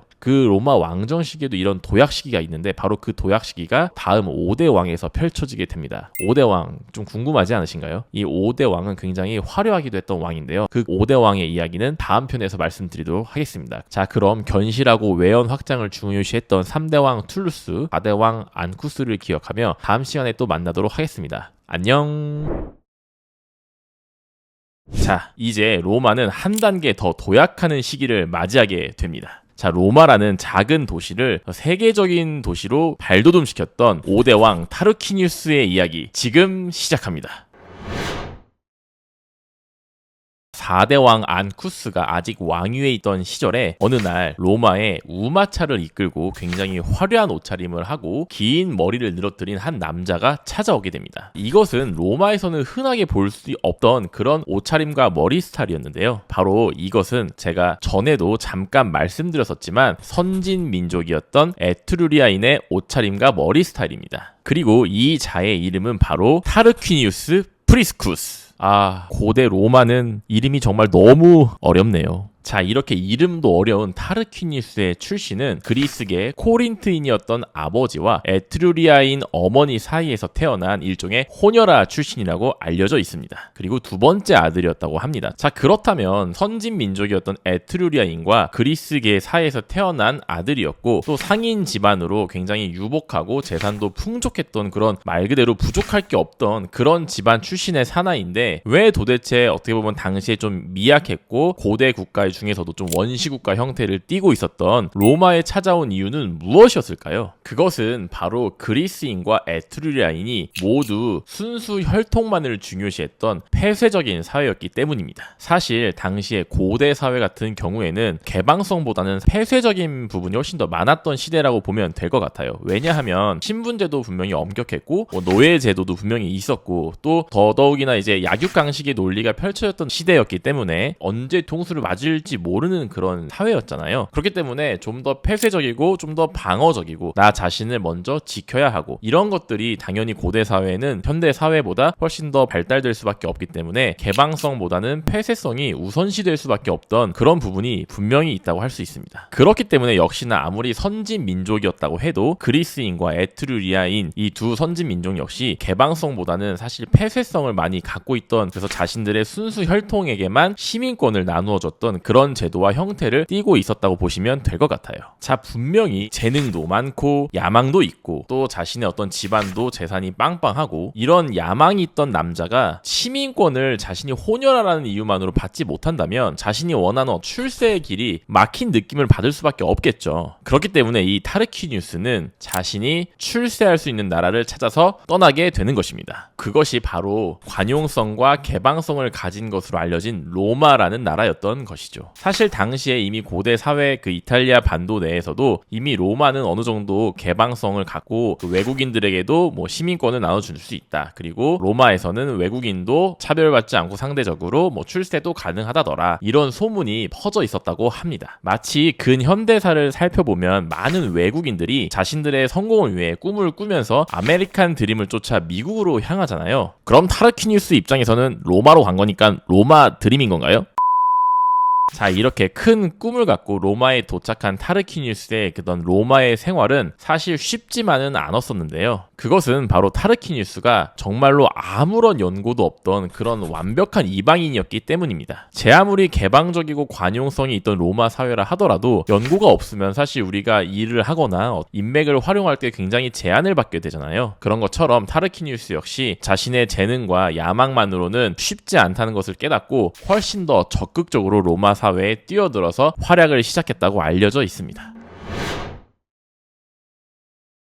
이렇게 적극적으로 로마 사회에 뛰어든 뛰어난 타르퀴니우스는 정계에 적극적으로 진출을 해서 머리도 좋고 유능하고 재능도 많았기 때문에 선왕이었던 안쿠스와 굉장히 가까운 사이가 되는데 성공을 했다고 합니다. 아무래도 선진 민족 출신이기도 하고 좀 더 선진 문명과 지식들도 많이 있었을 것이기 때문에 왕에게 조언도 하게 되고, 그리고 왕이 전쟁을 나가면 그 전쟁도 지원해주는 등 다방면에서 적극적으로 활약을 했기 때문에 안쿠스 왕도 이 타르퀴니우스란 사람이 굉장히 믿을만한 사람이다, 이런 생각을 하게 되었겠죠. 그렇게 해서 결국 타르퀴니우스는 4대 왕 안쿠스의 최측근까지도 되는데 성공을 했다고 알려져 있어요. 자, 보통 왕이 죽기 직전에 만약에 정신이 어느 정도 남아있는 상태라면 유언을 하잖아요. 왕의 유언이 굉장히 중요하겠죠. 앞으로 국정은 어떻게 운영을 해야 하고 그리고 그 다음 왕으로 입후보할 사람은 누구누구를 선택하도록 하게 자, 여기서 타르퀴니우스는 이 왕의 유언을 직접 집행하는 왕의 유언 집행자 자리까지 오르게 되었다고 합니다. 이것은 정말 왕이 전폭적인 신뢰를 받지 않으면 할 수 없는 일이기 때문에 이 안쿠스 왕의 진정한 최측근이 되었다는 증거이기도 하겠죠. 자, 하지만 타르퀴니우스는 여기에 그치지 않고 안쿠스 왕이 죽고 나서는 스스로 왕의 입후보를 하게 됩니다. 정말로 야망이 넘쳤던 인물이었던 거죠. 최측근만으로는 만족할 수 없다. 내가 이 로마를 한번 다스려 봐야겠다, 이런 생각을 했던 것입니다. 사실 당시에 이런 선왕 안쿠스에게도 두 아들들이 있었다고 알려져 있어요. 당시 로마 왕정 시스템은 제가 전에도 계속 강조하면서 말씀을 드렸었지만 그런 아시아 국가 같은 전형적인 세습제 형태는 아니었기 때문에 사실 안쿠스 왕의 두 아들이라 하더라도 왕위를 뭐 세습받거나 이런 게 아니었거든요. 결국 정식으로 민회의 투표로 인해서 선출을 받을 수 있어야 왕위에 오를 수 있었던 그런 시스템이었다고 보시면 돼요. 그렇기 때문에 이 안쿠스의 두 아들들 역시도 아직 나이도 좀 어렸고 했지만 권력에는 상당히 관심이 있었던 것으로 알려져 있는데요. 그렇기 때문에 타르퀴니우스 입장에서도 이 두 아들들과 경쟁을 해야 되는 입장이잖아요. 근데 사실 안쿠스 왕의 아들이라는 것 자체가 그 두 아들들에게는 좀 대의 명분 같은 것도 있을 수 있고 훨씬 더 좀 유리한 부분이 있을 수 있잖아요. 그렇기 때문에 전혀 기반이 없고 연고가 없던 완벽한 이방이었던 타르퀴니우스는 자신이 왕이 왕이 되기 위해 경쟁력이 부족함을 깨닫고 한 가지 일을 행하게 됩니다. 그것이 무엇이었을까요? 그것은 바로 선거운동입니다. 타르퀴니우스는 자신이 왕이 되기 위해 호소하고 그 필요성을 어필하기 위해서 그 시 전역을 돌아다니면서 적극적으로 선거운동을 한 것으로 알려져 있어요. 그럼 선거운동을 어떤 식으로 했을까요? 타르퀴니우스의 선거 연설문을 짧고 굵게 한번 이야기해 보도록 하겠습니다. 나는 타국에서 이주한 사람이지만 타국인이 로마 왕이 된 선례가 있다. 처자와 함께 전 재산을 갖고 로마에 왔으므로 로마에 뼈를 묻을 각오는 이미 충분하다. 나이도 공직의 책임감을 갖기 위해 충분하며 선왕의 신뢰도 두터웠고 로마의 신들을 공경하며 로마의 법을 존중하는 점에서도 남에게 뒤지지 않을 자신이 있다. 상당히 담백하면서도 결기가 느껴지는 그런 호소문이죠. 당시 이 연설은 로마인들에게 꽤나 감명을 가져다 주었던 것 같습니다. 그래서 로마 민회에서는 타르퀴니우스를 압도적인 표차로 왕으로 추대를 했다고 알려져 있어요. 자, 이로써 로마의 5대 왕은 에트루리아 계열의 왕으로 정해졌는데요. 사실 로마의 1대 왕부터 4대 왕까지는 라틴족, 사비니족, 라틴족, 사비니족 이렇게 굉장히 사이좋게 라틴족과 사비니족이 번갈아가면서 왕을 했었는데 드디어 그 법칙이 깨지게 된 것입니다. 사실 이러한 부분에 있어서 일각의 역사가들은 에트루리아인들이 로마를 지배했던 시대다. 에트루리아의 왕조에 로마가 편입된 적이 있었다. 이런 식으로 주장하는 사람들도 있는데요. 사실 그런 가능성도 분명히 있을 수 있겠지만 저는 그것보다는 아무래도 로마인들의 개방성과 관용성이 이런 에트루리아 계열의 호녀라인 이민자도 자연스럽게 흡수를 해서 왕으로 추대된 것이 아닐까, 거기에 좀 더 힘이 실리게 되는 것 같습니다. 어쨌든 이런 부분에서 로마 왕정 그리고 로마인들은 역시나 고대 사회에 있어서도 계속 말씀드렸던 개방성과 관용성을 가졌던 민족이다. 그것이 나중에 대제국이 되는데 큰 힘이 되었다. 이렇게 알고 계시면 될 것 같습니다. 자, 머리도 좋고 야망도 있는 뛰어난 5대 왕 타르퀴니우스는 왕위에 오르고 나서 가장 먼저 무엇을 했을까요? 이전의 로마의 왕들과는 다르게 좀 더 보다 진취적인 면을 많이 보여줬었던 타르퀴니우스였는데요. 먼저 로뮬루스가 로마를 건국한 이래 줄곧 100명이었던 원로원의 의석수를 200명, 즉 2배로 증원하는 선택을 하게 됩니다. 이것은 과연 어떤 것을 의미하는 걸까요? 로마는 고대 사회 치고 생각보다 민주적인 면이 많았던 국가이기 때문에 민회의 투표를 거쳐서 선출되는 직종들이 많이 있었거든요. 예를 들면 가장 최고 권력자인 왕이라던가 아니면 주변의 주요 행정 관리직 이런 부분들도 대부분 민회의 투표를 거쳐서 선출이 되는 경우가 굉장히 많았습니다. 하지만 원로원 같은 경우는 왕에게 어떤 조언을 하는 유력자 집단이었는데 이 원로원 경우만큼은 민회에 의해서 투표로 거쳐서 선출이 되는 것이 아니라 바로 왕이 직접 지명을 해가지고 의원을 앉힐 수 있었던 그런 집단이었어요. 이제 좀 느낌이 오시나요?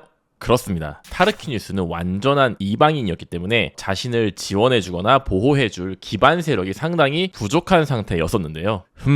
지금 나를 지원해주고 보호해줄 수 있는 세력이 부족한 상황이란 말이지. 그렇다면 내가 직접 나를 지원해줄 세력을 지명을 해버려야겠다. 하하. 이렇게 타르퀴니우스는 자신이 직접 지명할 수 있는 원로원의 의석수를 2배로 늘림으로써 자신의 지지 기반 세력을 확충했다고 볼 수 있는 것입니다. 그리고 보통 역사에서 이렇게 왕이 이러한 선택이나 결단을 내리는 것을 뭐라고 부르냐면 바로 왕권 강화라고 하는 것입니다. 결국 타르퀴니우스는 왕권 강화를 위해서 원로원의 의석수를 100명에서 200명으로 늘린 것이죠. 자, 이렇게 왕권이 강화되게 되면 똑똑했던 타르퀴니우스 입장에서는 좀 더 어떤 정무라든지 나라를 다스리는 데 있어서 훨씬 더 안정적으로 나라를 다스릴 수 있겠죠. 바로 국내의 안정화를 이룩하게 된 것이죠. 그래서 이렇게 왕권 강화로 국내를 안정시킨 타르퀴니우스는 눈을 밖으로 돌려서 바람같이 밖으로 달려나가게 됩니다. 왜냐하면 밖에는 또 많은 적들이 있잖아요. 여러 부족이라든지 로마가 이제 또 성장하기 때문에 이런 로마의 성장을 경계하는 라이벌 도시 국가라든지 이런 여러 주변 부족들이 있었는데 타르퀴니우스는 이제 국내가 왕권 강화 등으로 안정됐기 때문에 바로 달려나가서 이 전쟁을 치르고 전쟁마저도 여러 전투에서 승리를 하게 됨으로써 국외의 상황마저도 안정화시키는데 성공을 하게 되는 것입니다. 이렇게 국내외 정세를 안정화시키는데 성공한 타르퀴니우스는 드디어 가장 큰 업적인 로마시를 대대적으로 개발하는데 착수하게 됩니다. 이것은 거의 신도시 개발 수준에 가까웠던 정말 대대적인 개발 사업이었는데요. 보통 이런 대대적인 개발 사업 같은 경우에는 굉장히 높은 기술력과 고도의 전문가 집단이 필요하겠죠. 하지만 당시 로마 왕정 시기에는 굉장히 작고 미약한 나라였기 때문에 농경과 목축업을 주로 하는 농경 민족으로 기술력이 상당히 부족한 상태였었습니다. 자, 하지만 이방인이었던 타르퀴니우스의 출신이 어디였는지 기억나시나요? 그렇죠. 바로 당시 강성했던 선진 두 민족인 그리스인과 에트루리아인의 혼혈아였습니다. 특히나 타르퀴니우스는 좀 더 에트루리아 계열의 사람으로 알려져 있는데 그 에트루리아인들은 굉장히 고도의 기술력을 갖고 있던 민족들로 알려져 있어요. 그래서 타르퀴니우스는 아마도 이런 로마시 개발 사업에서 고도의 전문가 집단으로 친밀했던 이런 에트루리아인들을 많이 데려와서 동원을 했을 것이 아니었을까 이렇게 추측을 하게 됩니다. 자, 이렇게 해서 타르퀴니우스는 가장 먼저 로마의 골칫덩이었던 7 언덕 사이사이에 있는 습지대들을 개간하기 시작합니다. 이 습지대들이 굉장히 질척질척했기 때문에 각 언덕이 고립될 수밖에 없고 서로 왕래가 없을 수밖에 없었거든요. 그래서 이 타르퀴니우스는 지하 수로를 만들게 되어서 로마 서쪽에 있는 테베레강 쪽으로 연결을 하게 돼서 습지대에 있는 물을 테베레강 쪽으로 다 흘려보내게 돼버린 것이죠. 그렇게 되면 이 습지대의 물들이 빠지게 되고 드디어 중립지대가 형성이 되고 7 언덕 사이사이가 교류할 수 있는 그런 공간이 마련되게 되는 것입니다. 특히나 지하수로를 굉장히 견고하게 만들어야 무너지지 않고 물이 잘 새어나갈 거 아니에요. 그렇기 때문에 지하수로 위에는 굉장히 단단하고 매끈한 돌로 포장을 하는 그런 형태를 띠게 됩니다. 그리고 이게 돌로 포장이 되게 되면은 매끈한 도로 같은 것들이 형성될 수도 있고 또 굉장히 넓은 공터도 생겨나겠죠. 그래서 이런 돌로 포장된 부분 위에는 공공 건축물들이 점점점 생겨나게 되었다고 합니다. 그리고 이렇게 공공 건축물들과 어떤 신전들이 세워진 그 중립지대를 나중에 어떻게 불리게 되냐면 바로 포로 로마노가 되는 것입니다. 나중에 이탈리아에 로마 여행을 가시게 되면 반드시 보게 되는 관광 명소가 바로 이 포로 로마노인데요. 만약에 포로 로마노를 가시게 됐을 때 주변 관광객들이나 친구들에게 반드시 꼭 이야기를 하세요. 포로 로마노를 개발하게 된 왕이 누군지 아느냐? 바로 로마 왕정의 5대 왕 호녀라 출신이었던 타르퀴니우스다 라고 말씀하시면 아마 굉장히 다른 지인들이 좀 다르게 보지 않을까요? 하하. 이렇게 7 언덕의 사이가 점점 더 활발해지고 왕래가 빈번해지면서 이런 중립지대였던 포로 로마노는 나중에 로마 제국이 멸망에 다다들거나 쇠퇴하기 전까지는 지속적으로 굉장히 화려하게 발전하는 그런 지대로 알려지게 됩니다. 우리가 가장 잘 알고 있는 이탈리아의 유명한 관광지인 콜로세움 같은 대경기장도 이런 포로 로마노에 지어지게 되는 것이고 또 로마의 7 언덕 중에 가장 좁고 높은 언덕이 카피톨리누스라는 언덕인데 이 언덕에 주로 신전들이 지어지게 되는 것도 이 포로 로마노의 영향을 받은 것으로 알려져 있습니다. 그리고 타르퀴니우스는 4대 왕이었던 선왕 안쿠스가 점령했었던 그 항구 도시 오스티아에도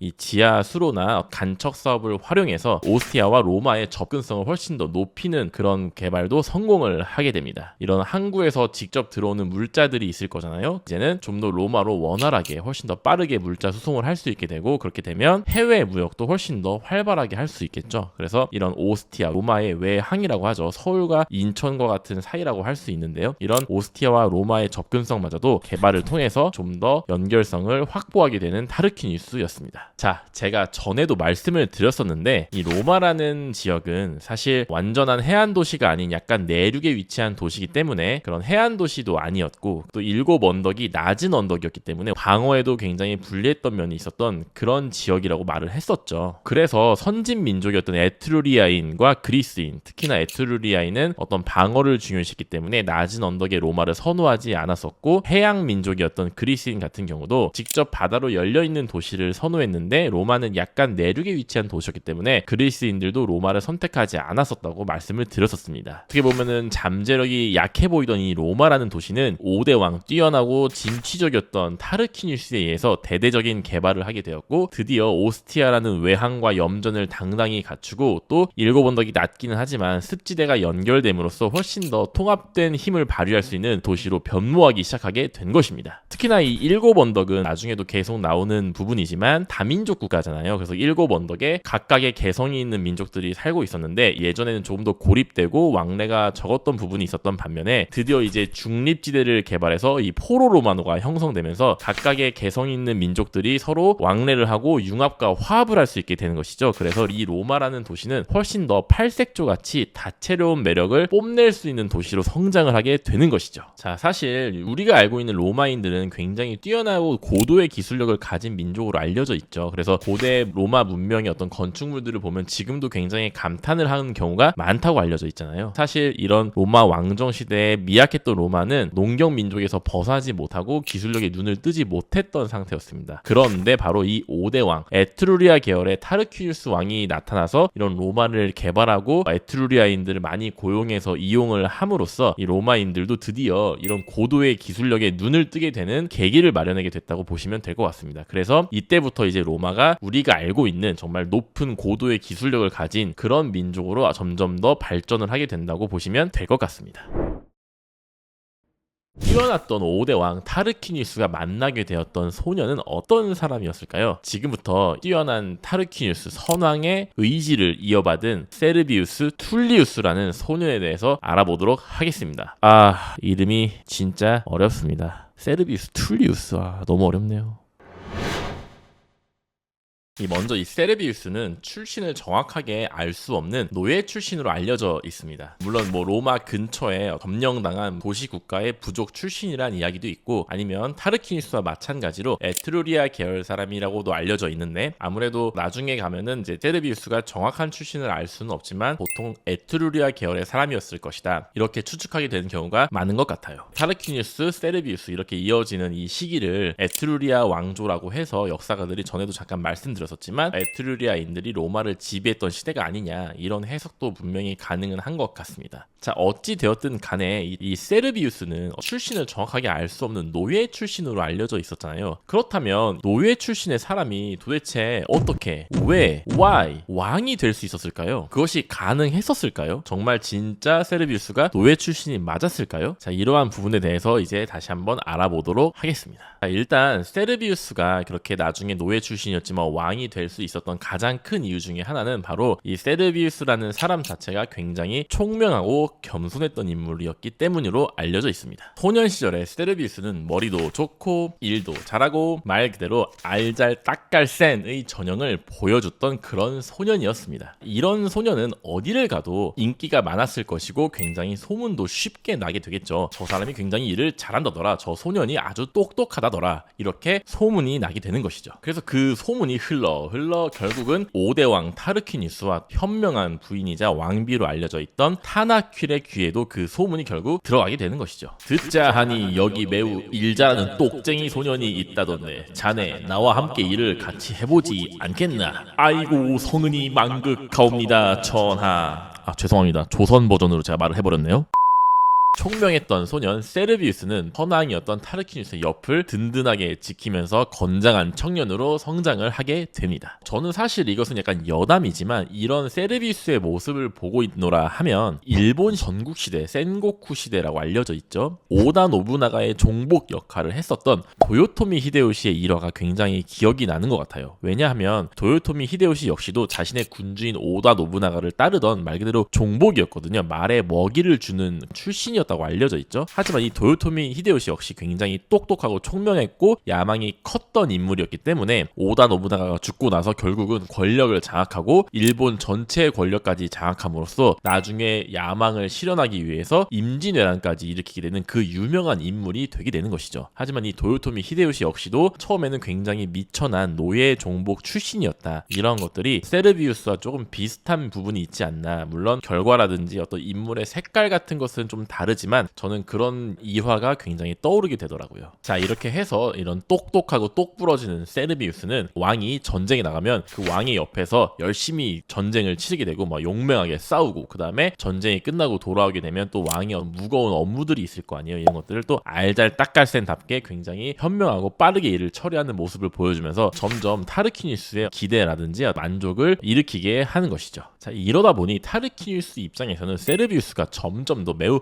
기특하게 여겨졌겠죠. 그래서 어느 날 타르퀴니우스가 이 건장하게 자라난 청년 세르비우스를 조용히 부르게 됩니다. 세르비우스, 자네에게 할 말이 있네. 자네는 이제 더 이상 노예가 아니네. 노예를 해방해주는 조건으로 나의 딸과 결혼을 해주겠다. 허허허. 이렇게 타르퀴니우스는 파격적으로 세르비우스를 노예에서 해방시켰을 뿐만 아니라 자신의 딸 공주와 결혼시킴으로써 이 세르비우스를 사위로 삼게 됩니다. 얼마나 타르퀴니우스가 세르비우스를 총애하고 아꼈는지 알 수 있는 대목이고, 또 한편으로는 정말 노예 출신임에도 불구하고 그런 편견에 휘둘리지 않고 세르비우스를 정말 중요한 사람으로 선택했다는 것이 어떻게 보면 역시나 제가 늘 강조했던 부분인 로마인의 개방성과 관용성 부분과도 조금은 연결이 되지 않을까, 이런 생각을 하게 됩니다. 자, 이렇게 해서 세르비우스 입장에서는 굉장히 어떻게 보면 꿈만 같은 날들이 지속되었었겠죠. 그래서 중요한 자리에도 이르고 정말 열심히 일을 하고 있었던 그런 와중에 어느 날 정말 충격적인 사건이 또 한 번 발생을 하게 됩니다. 두둥. 4대 왕이었던 안쿠스 마르티우스를 기억하시나요? 이 안쿠스에게 두 아들들이 있었었는데요. 사실 5대 왕 타르퀴니우스가 왕이 되었을 때도 안쿠스의 아들들이 약간 라이벌들이었기 때문에 타르퀴니우스가 왕이 되기 위해서 좀 더 적극적으로 최초로 선거운동을 했던 것으로 알려져 있었죠. 사실 이것도 역시나 로마가 아시아와 같은 세습제 왕정이 아니었기 때문에 가능한 일이기도 했었겠지만, 이 안쿠스의 두 아들들은 상당히 권력욕이 심했던 모양인 것 같습니다. 왜냐하면 이 타르퀴니우스가 노년이 되었을 때도 안쿠스의 두 아들들은 여전히 권력에 대한 야망을 놓치지 못하고 있었던 것으로 알려져 있습니다. 그렇게 해서 이 두 아들들이 아주 음험한 음모를 꾸미게 되는데요. 자, 먼저 이 안쿠스의 두 아들들은 2명의 자객을 고르게 됩니다. 그리고 이 자객을 시골 청년으로 분장을 하게 만들어서 이 왕의 집으로 보내게 됩니다. 그래서 타르퀴니우스가 이제 집에서 이렇게 쉬고 있을 때, 노년의 타르퀴니우스이기 때문에 아무래도 이제 좀 많이 노쇠했었겠죠. 그래서 약간 경비도 느슨해져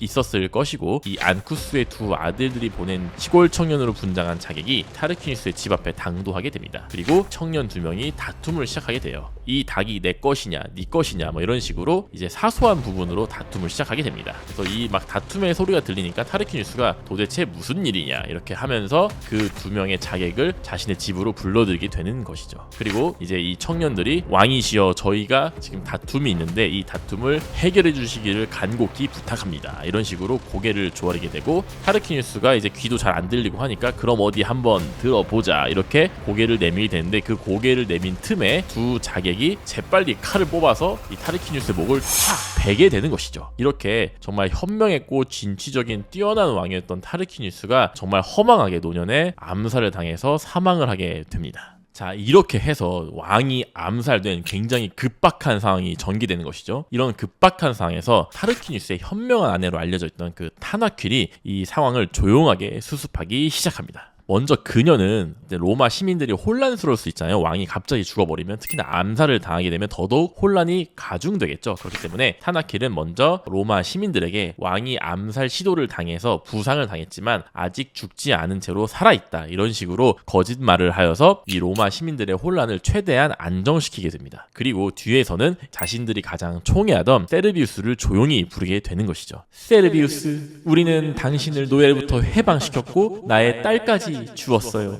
이제는 당신이 우리의 유지를 이어받을 차례입니다. 선왕의 유지를 이어서 왕위에 오르십시오. 노인이라서 한번 기침을 해봤습니다. 이렇게 해서 왕비 타나킬은 선왕 타르퀴니우스가 아직 치료 중이라는 핑계로 세르비우스를 올려서 대행 업무를 시키게 됩니다. 그렇게 해서 이제 왕의 어떤 인수인계 작업을 자연스럽게 시행하게 되는 것이죠. 자, 이렇게 해서 업무의 어떤 승계가 어느 정도 이루어진 다음에는 이제 타나킬도 타르퀴니우스의 죽음을 공식적으로 발표하게 되고, 그 다음에 세르비우스의 왕위 주의도 곧바로 공표를 하게 되는 것입니다. 워낙 급박한 상황이었기 때문에 원래 로마 같은 경우는 왕을 선출한다고 했었잖아요. 민회에서 투표를 통해서 선출을 하게 되는 것인데, 이런 급박한 상황에서 타나킬이 민회 가결 없이 즉시 세르비우스를 왕위로 세웠다고 알려져 있어요. 사실은 이런 부분이 약간 민주적인 로마답지 않은 부분이 살짝 있기도 하고, 이런 불씨가 나중에 세르비우스의 노년에도 사실 발생을 하게 되는데, 이 부분에 대해서도 제가 나중에 또 말씀을 드리도록 하겠습니다. 자, 그렇게 해서 이 세르비우스는 최초의 노예 출신이자 로마 왕정 사상 첫 번째로 민회 투표 없이, 민회 가결 없이 왕으로 세워지게 되는 첫 번째 왕으로 알려지게 되는 것입니다. 자, 세르비우스는 굉장히 똑똑한 인물이었습니다. 보통 이렇게 유능한 사람은 다른 사람의 어떤 뛰어난 업적도 굉장히 잘 이해하기 마련이거든요. 그렇기 때문에 세르비우스는 선왕 타르퀴누스가 갑작스럽게 죽었음에도 불구하고 당황하지 않고 선왕의 유지를 이어나갈 준비를 합니다. 바로 타르퀴니스가 진행해왔던 사업들을 완수하고 또 마무리를 짓는 일들이었죠. 진취적이었던 5대왕 타르퀴니스의 업적이 뭐였었죠? 바로 보잘것없던 작은 도시였던 로마를 대대적인 개발을 통해서 점점 로마를 발전시켰던 것이었죠. 그래서 이 로마는 이후에도 발전을 거듭하여서 결국 현재 1000만 관광객이 매년 방문하는 그런 세계적인 도시로 발전을 할 수 있었다. 이렇게 제가 지난 편에 말씀을 드렸었습니다. 그렇다면 세르비우스는 어떤 방식으로 선왕의 유지를 이어받은 걸까요? 그것은 바로 로마시를 둘러싸는 성벽을 축조한 것이었습니다. 자, 이제 로마시도 한 단계 업그레이드를 하였으니 이제는 방어까지도 완벽하게 한번 해볼까? 아마도 세르비우스는 이렇게 생각을 했던 걸까요? 그렇게 해서 건설된 성벽이 바로 그 유명한 세르비우스의 성벽인 것입니다. 그리고 나서 이 성벽은 시간이 지날수록 점점 더 방어를 강화하고 이 성벽의 두께가 점점 더 두꺼워졌던 것으로 알려져 있어요. 그렇게 해서 결국에 훗날 그 카르타고의 명장으로 알려진 한니발이 로마를 포위했을 때 이 로마에 대한 공성전을 세르비우스의 성벽의 두께를 보고 또 방어의 견고함을 보고 포기했다, 이런 이야기가 나올 정도로 이 세르비우스의 성벽은 나중에 굉장히 견고한 성벽으로 발전을 하게 됐다고 알려져 있습니다. 자, 로마 여행을 가게 되시면 이 세르비우스의 성곽, 세르비우스의 성벽, 이런 것들을 관광하실 수 있는데요. 친구분들과 함께 가셨을 때 이 세르비우스의 성벽을 과연 누가 만들었는지 아느냐? 바로 로마 왕정의 6대 왕 세르비우스의 작품이고 훗날 한니발도 넘지 못했더라, 이렇게 자랑을 하시면 됩니다. 하하. 자, 이렇게 성벽 건설 외에도 세르비우스는 선왕 타르퀴니스의 또 유지를 이어받아서 주변 로마를 둘러쌌던 부족들과의 어떤 전투라든지 외교, 이런 부분도 굉장히 신경을 많이 썼었습니다. 그래서 주변 부족들 중에서 도전해온 자들은 정면 승부를 해서 전투로 혼을 내주고 또 자신들에게 친화적인 라틴 부족이라든지 뭐 그런 동맹 국가들, 우호적인 국가들에게는 손을 내밀어서 외교로서 동맹을 강화시키고, 이렇게 균형 감각을 굉장히 보여준 현명했던 세르비우스 왕이라고 할 수 있겠습니다. 일종의 친구는 감싸주고 적은 딱 때리고, 이런 약간 모습을 보였던 것인데, 사실 이런 모습들이 로마가 균형적으로 발전하는데 굉장히 도움이 됐을 것이라고 생각이 됩니다. 자, 로마를 둘러싸는 성벽 건설에 이어 세르비우스의 가장 큰 업적으로 불리는 것은 바로 로마의 군제 개혁입니다. 군제 개혁? 이건 또 뭐죠? 단어가 또 정말 어렵네요. 자, 당황하지 마시고 일단 최대한 쉽게 풀어나가 보도록 하겠습니다. 일단 군제 개혁이라는 말은 말 그대로 군대와 관련된 제도를 개혁했다, 이런 뜻인데요. 자, 그런데 이 고대 사회에서는 이 군대 제도라는 것이 돈을 내는 세금 제도와 또 투표권을 행사하는 선거 제도와 밀접한 연결고리를 형성한 경우가 많이 있었습니다. 너와 나의 연결고리. 죄송합니다.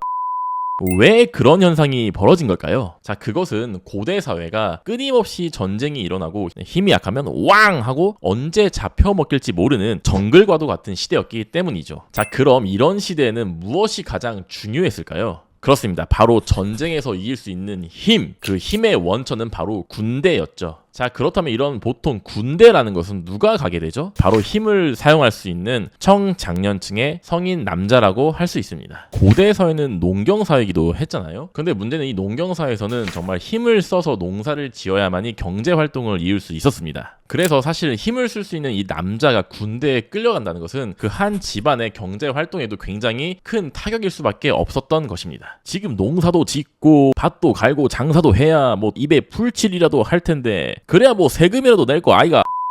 이렇게 남자가 전쟁터에 나가서 목숨을 걸고 전쟁을 수행한다는 것의 의미는 정말 모든 것을 희생하고 나가서 싸운다는 그런 의미와도 같은 것이었습니다. 그렇기 때문에 이 군 복무를 함으로써 내가 대신 세금을 낸다, 이런 개념이 생겨나게 된 것이죠. 그리고 이것을 몸으로 직접 떼워서 세금을 낸다 하여서 직접세라고 명칭을 불리우게 됩니다. 자, 이렇게 시민으로서 책임을 다하게 된다면 그 다음에는 무엇이 기다리고 있을까요? 보통 책임을 다하게 되면 그 대가로 권리가 주어지기 마련인데요. 그 권리가 고대 로마에서는 투표권을 행사할 수 있었던 선거권이었던 것이었습니다. 자, 이쯤 해서 한번 중간 정리를 하고 넘어가도록 하겠습니다. 고대 사회는 전쟁이 중요했기 때문에 군역을 통해서 직접세를 대신 내게 됩니다. 직접세를 내므로써 책임을 다했기 때문에 그 대가로 권리가 주어지게 되는데 권리가 바로 투표권이었던 것이죠. 이렇게 군사 제도와 세금 그리고 선거권이 하나의 도미노처럼 연결고리를 형성하고 있는 형태가 바로 고대 사회에서는 굉장히 중요한 부분이었다고 할 수 있습니다. 왜냐하면 이렇게 예민한 주제가 연쇄적으로 연결되어 있는 형태이기 때문에 만약에 조금이라도 잘못 건드리게 되면 민중들의 불만이 상당히 폭발할 수 있는 그런 상황이라고 할 수 있거든요.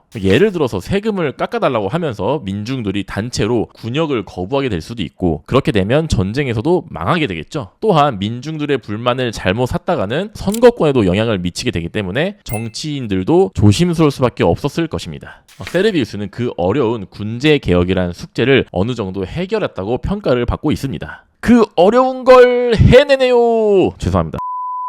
자, 군사 제도를 개혁할 때 가장 첫 번째 단계는 무엇일까요? 먼저 군대를 조직한다면 제일 먼저 사람부터 뽑아야 되지 않을까요? 6대왕 세르비우스는 군대에 갈 사람을 제대로 뽑기 위해서 정확한 인구 조사를 먼저 실시하게 됩니다. 그리고 이러한 인구 조사를 토대로 로마의 군인을 총 6계급으로 나누게 됩니다. 그리고 그 결과는 아래의 표와 같습니다.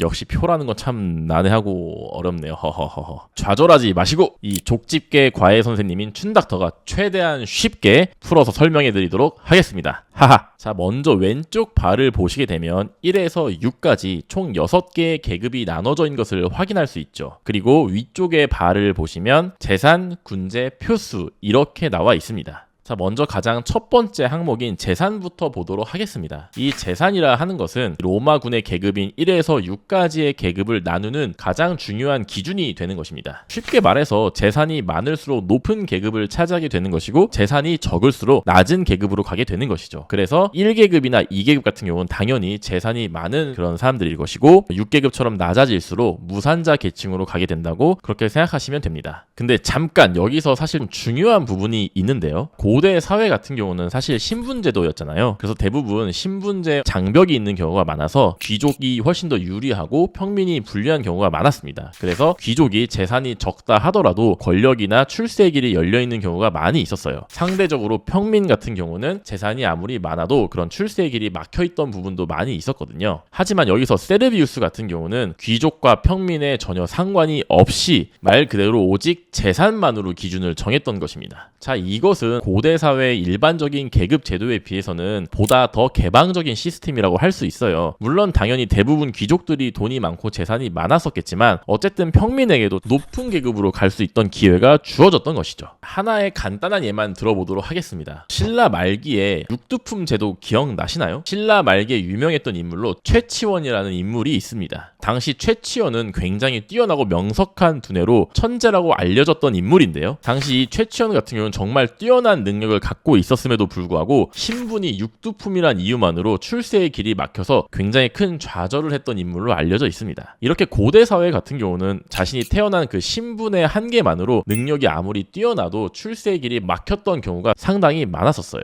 이런 면에서 세르비우스의 군제 개혁은 고대 사회 치고는 어느 정도 개방적인 면이 있었다. 이렇게 기억을 해두시면 좋을 것 같습니다. 자, 영상 끄시는 거 아니시죠? 거의 다 왔습니다. 조금만 더 버티세요. 화이팅! 하하! 자, 이제 그럼 재산 옆에 있는 칸인 군제 백인대라는 칸을 한번 보시겠습니다. 이것은 각 계급에 따라서 그 계급이 제공해야 하는 병력을 의미하는 것인데요. 자, 이 부분이 좀 중요하니까 한 번만 더 집중을 해볼게요. 이것을 이해하면 제가 지성인이라고 인증해드리도록 하겠습니다. 자, 한 도시의 인구 분포를 한번 생각해 보도록 하겠습니다. 보통 인구 분포를 생각했을 때 부자가 많을까요? 아니면 평범한 사람의 수가 많을까요? 보통 부자는 적고 평범한 사람들은 많이 분포되어 있는 것이 일반적인 현상이라 볼 수 있겠습니다. 그렇다면 로마도 마찬가지로 계급이 상위 계급은 재산이 많은 계층이니까 사람이 적을 것이고 아래 계급으로 내려갈수록 점점 더 그 계급의 인구수가 많아지게 되겠죠. 근데 표에 나와 있는 병력이 제공되는 수를 보면 상위 계급의 병력 동원 수가 생각보다 많은 것을 알 수 있습니다. 자, 만약에 한 명당 한 명의 병력을 제공한다고 생각한다면 이것은 좀 이상한 일이 아닐까요? 그렇다면 왜 이런 현상이 현상이 벌어지는 걸까요? 자, 이것은 고대 로마 사회 같은 경우에는 상위 계급이 한 명당 동원할 수 있는 병력 수가 많았기 때문입니다. 그래서 예를 들면 낮은 계급인 사람인 경우에는 말 그대로 자기 자신이 군역을 혼자 치르는 것이니까 한 명당 한 명의 병력이 제공되겠죠. 그렇지만 상위 계급으로 갈수록 1계급 같은 경우는 예를 들면 한 명당 10명의 병력을 제공한다던가 아니면 한 명이 100명의 병력까지도 제공할 수 있는 그런 현상이 있었다고 생각을 하시면 될 것 같습니다. 그리고 군사 장비라든지 아니면 말을 탄다든지 이런 경우에 필요한 말이 있겠죠. 이런 부분들을 보통 그 계급이 스스로 부담하는 시스템이었어요. 그렇게 되면 당연히 말을 타는 기병이라던가 아니면 정말 화려한 그 두꺼운 갑옷과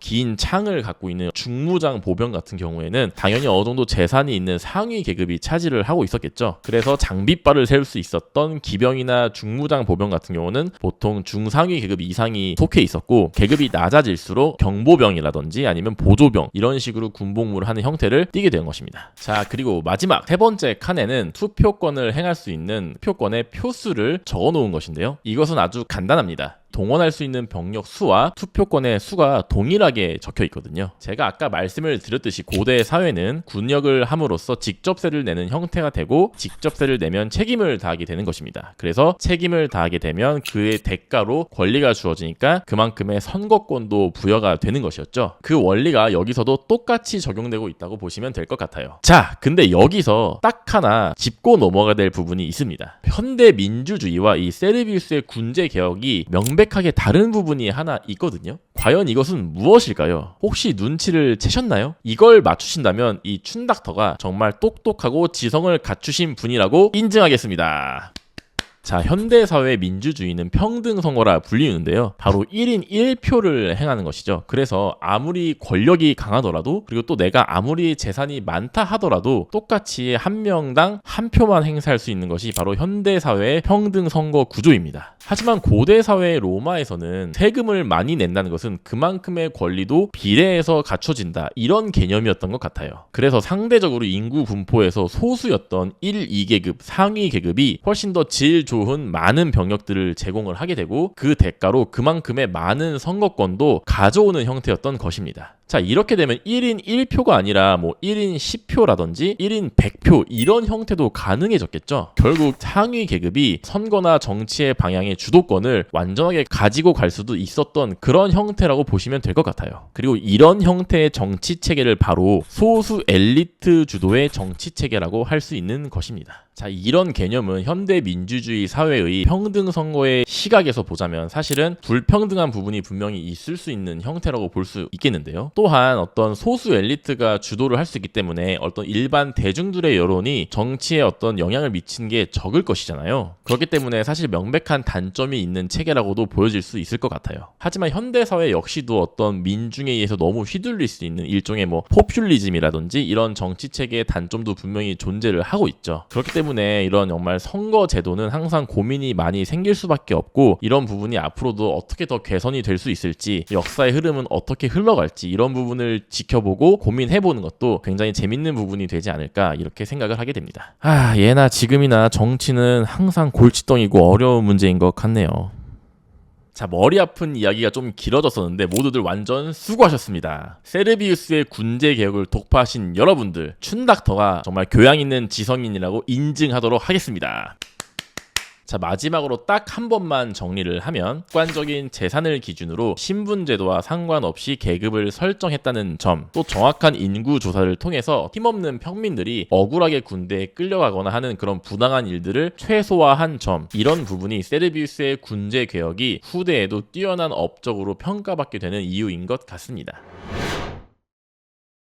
자, 이렇게 군사 제도가 개혁되게 되면 이 로마군 자체도 어느 정도 체계화가 될 수 있었겠죠. 이렇게 기본 체계를 확립한 6대왕 세르비우스는 군사 제도 개혁에 이어서 로마 군대의 기본 전투 방식인 전술마저도 어느 정도 손질을 하게 됩니다. 고대 사회는 굉장히 옛날 시대였기 때문에 이 전투 방식도 아주 원시적이고 힘으로 밀어붙이고 막 베고 찌르고 이렇게 진흙탕 싸움 형태가 굉장히 많았거든요. 하지만 세르비우스 같은 경우는 로마군을 총 3가지 파트로 나누게 됩니다. 그래서 전위와 중간에 있는 본대, 그리고 마지막 뒤에 있는 후위로 나누게 되는 것이죠. 물론 이런 로마군의 체계와 전술은 후에 로마 공화정 시대에 가서 더욱더 정교해지고 날카로워지는 것으로 알려져 있습니다. 그래서 전술을 간단하게 살펴보게 되면 먼저 경무장 보병인 전위가 가벼운 몸놀림으로 적의 전선을 흐트러뜨리게 됩니다. 자, 그러면 적이 분산되겠죠? 자, 적이 분산되고 혼란스러운 틈을 타서 최정예 본대인 로마의 중무장 보병이 승부를 결정짓는 그런 형태였던 것입니다. 그리고 여기서 혹시나 본대가 밀리게 되거나 이랬을 때 뒤에 있던 후위가 본대를 지원해서 전투를 마무리 짓게 되는 것이죠.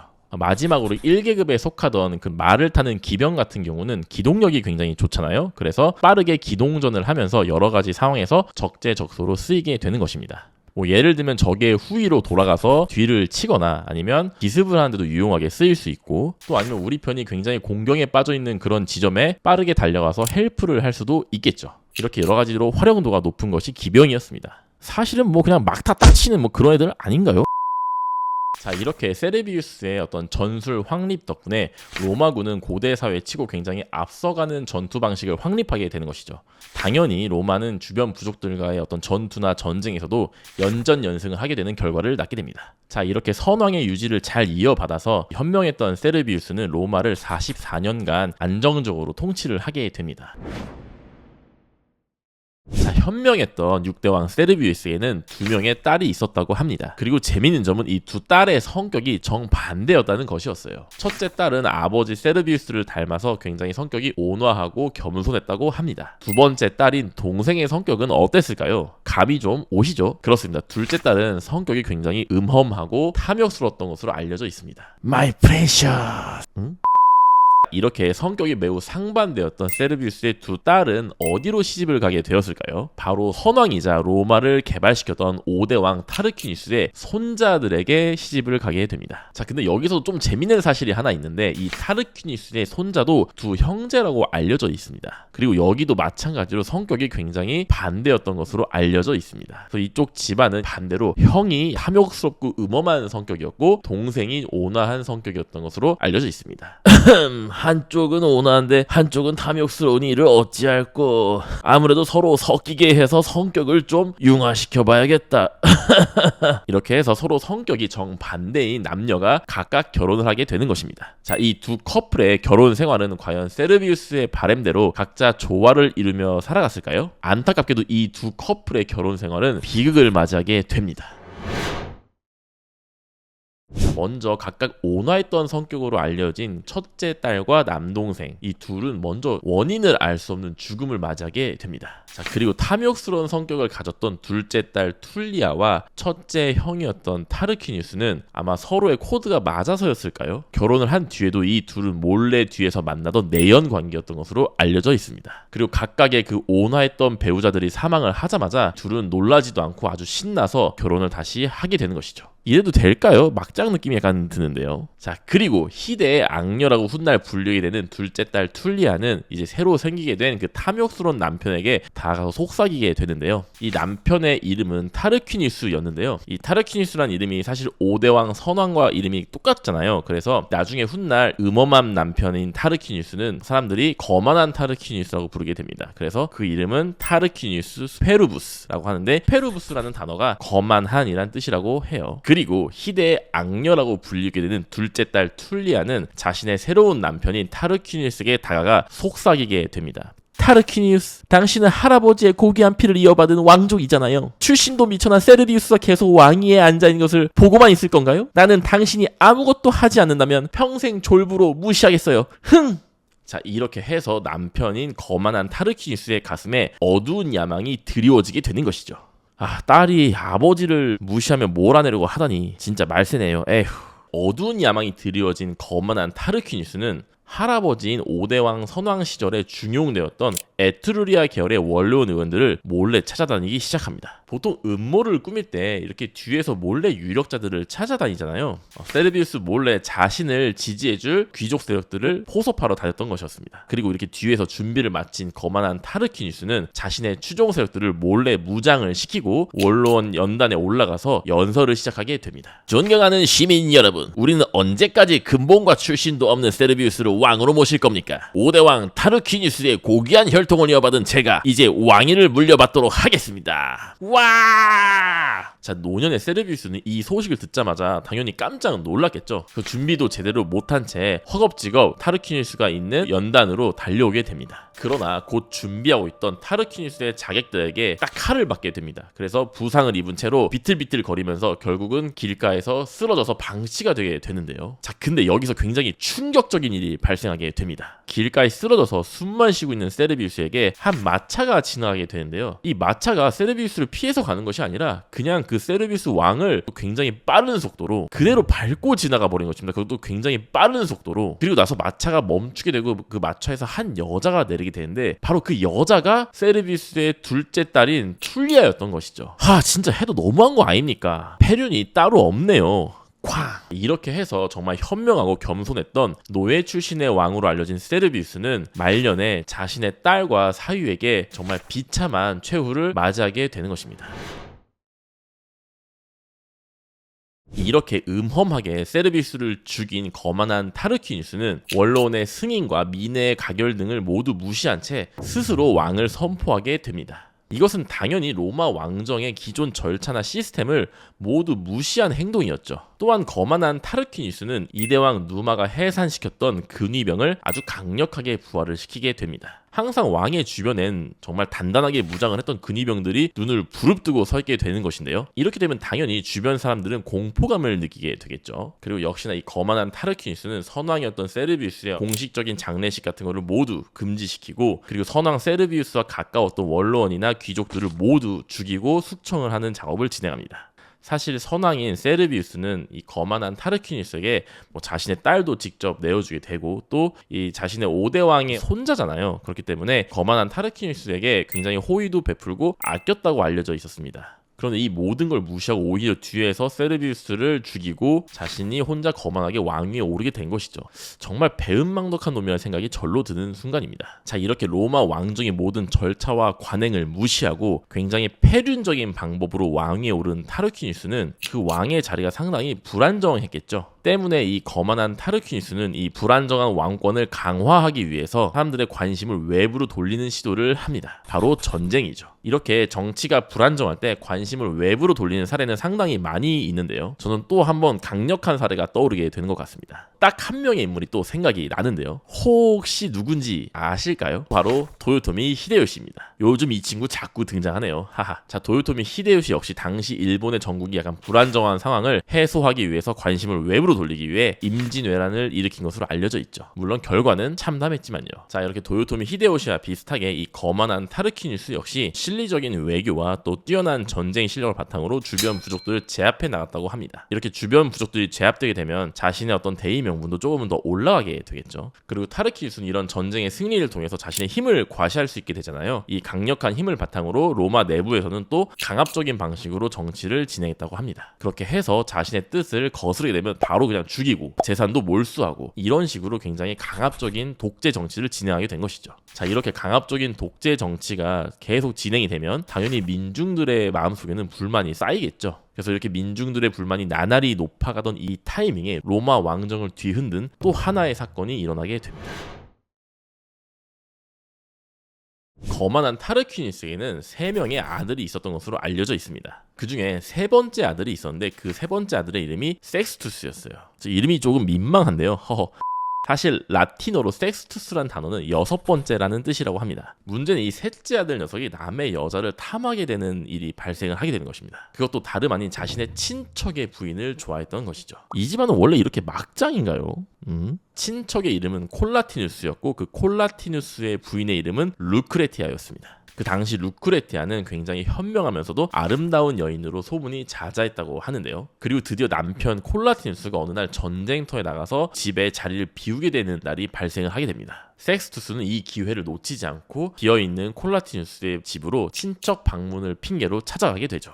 모두가 잠든 야심한 밤 편안하게 잠을 자고 있던 루크레티아의 눈앞에 단검을 든 한 남자가 불쑥 나타나게 됩니다. 조용히 해! 소리 지르면 너의 목숨은 여기서 끝이다. 나와 함께 도망치자! 하지만 루크레티아는 정조가 있는 여자였습니다. 단검의 위협 때문에 어쩔 수 없이 루크레티아는 섹스투스에게 겁탈을 당하게 되었지만 그를 따라가지는 않았죠. 그리고 섹스투스는 여기서 남자로서는 정말 최악의 선택을 하게 됩니다. 네, 섹스투스는 여기서 루크레티아를 겁탈만 한 뒤 이 여자를 버려둔 채 혼자 도망을 간 것이었습니다. 정말 최악이야.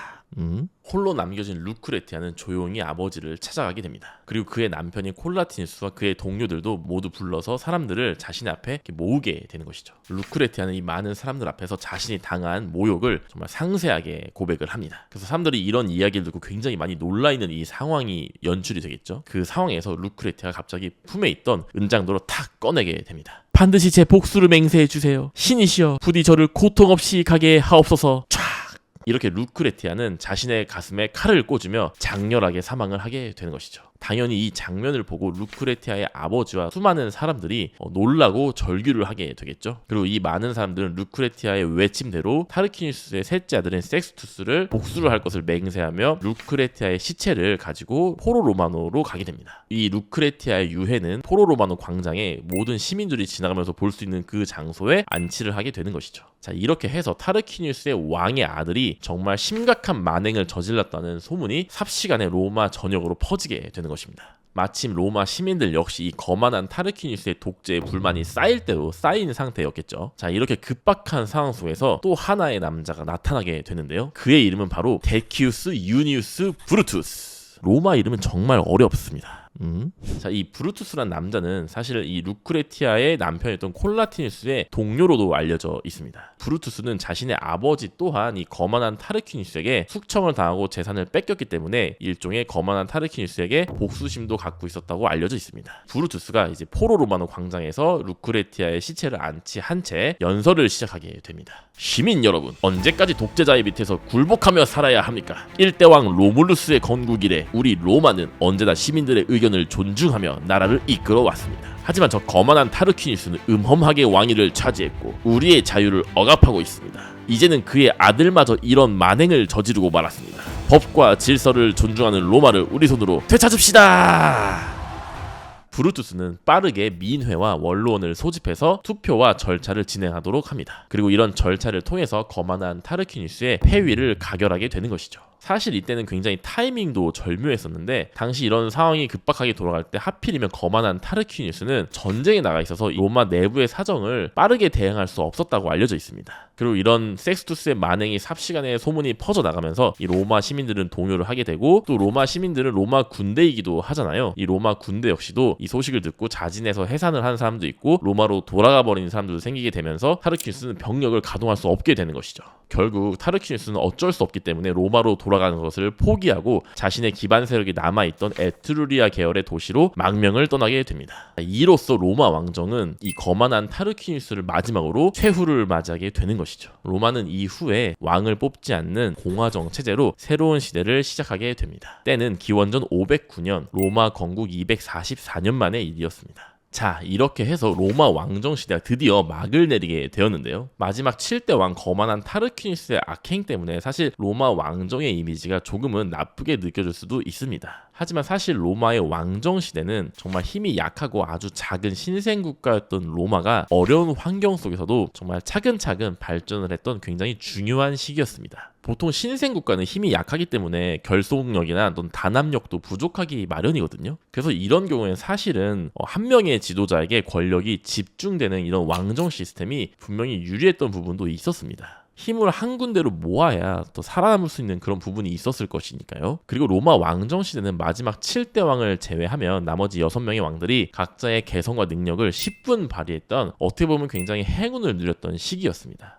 그렇기 때문에 이 춘닥터는 이 로마 왕정 시대가 지나고 로마가 많이 성장을 했기 때문에 조금 더 다른 정치 체계를 통해서 변화를 맞이해야만 했던 것은 아닐까, 저는 이런 생각이 들게 되는 것 같습니다. 마치 초등학생이 중학생이 되면은 전혀 다른 교과 과정을 밟아 나가잖아요. 이제 로마도 완전히 초기 국가인 신생 국가를 지나서 어느 정도 덩치가 커졌고 체계를 갖춘 나라가 되었습니다. 그렇기 때문에 로마 역시도 이제 초등학생 시절을 지나서 이제 중학생이 되었기 때문에 조금 더 다른 과정을 밟아 나가야 됐던 시기가 왔던 것은 아닐까. 그래서 거만한 타르퀴니스의 악행도 있었지만은 사실 로마의 발전이란 것이 필연적으로 새로운 정치 체계를 받아들일 때가 된 것은 아니었는지, 이런 생각을 하게 됩니다. 그래서 이것이 바로 진짜 로마 왕정이 몰락했던 그런 이유가 아니었을까, 이렇게 춘닥터는 생각을 해보게 되는 것 같아요. 로마는 하루아침에 이루어지지 않았다라는 유명한 격언이 있죠. 저는 로마 모든 시대를 통틀어서 이 격언이 가장 잘 어울리는 시대가 로마 왕정 시대가 아니었나 싶습니다. 말도 많고 탈도 많았던 로마 왕정 시리즈를 마무리하면서 다음 편인 로마 공화정에서 만나도록 하겠습니다. 모두들 수고 많으셨습니다. 안녕.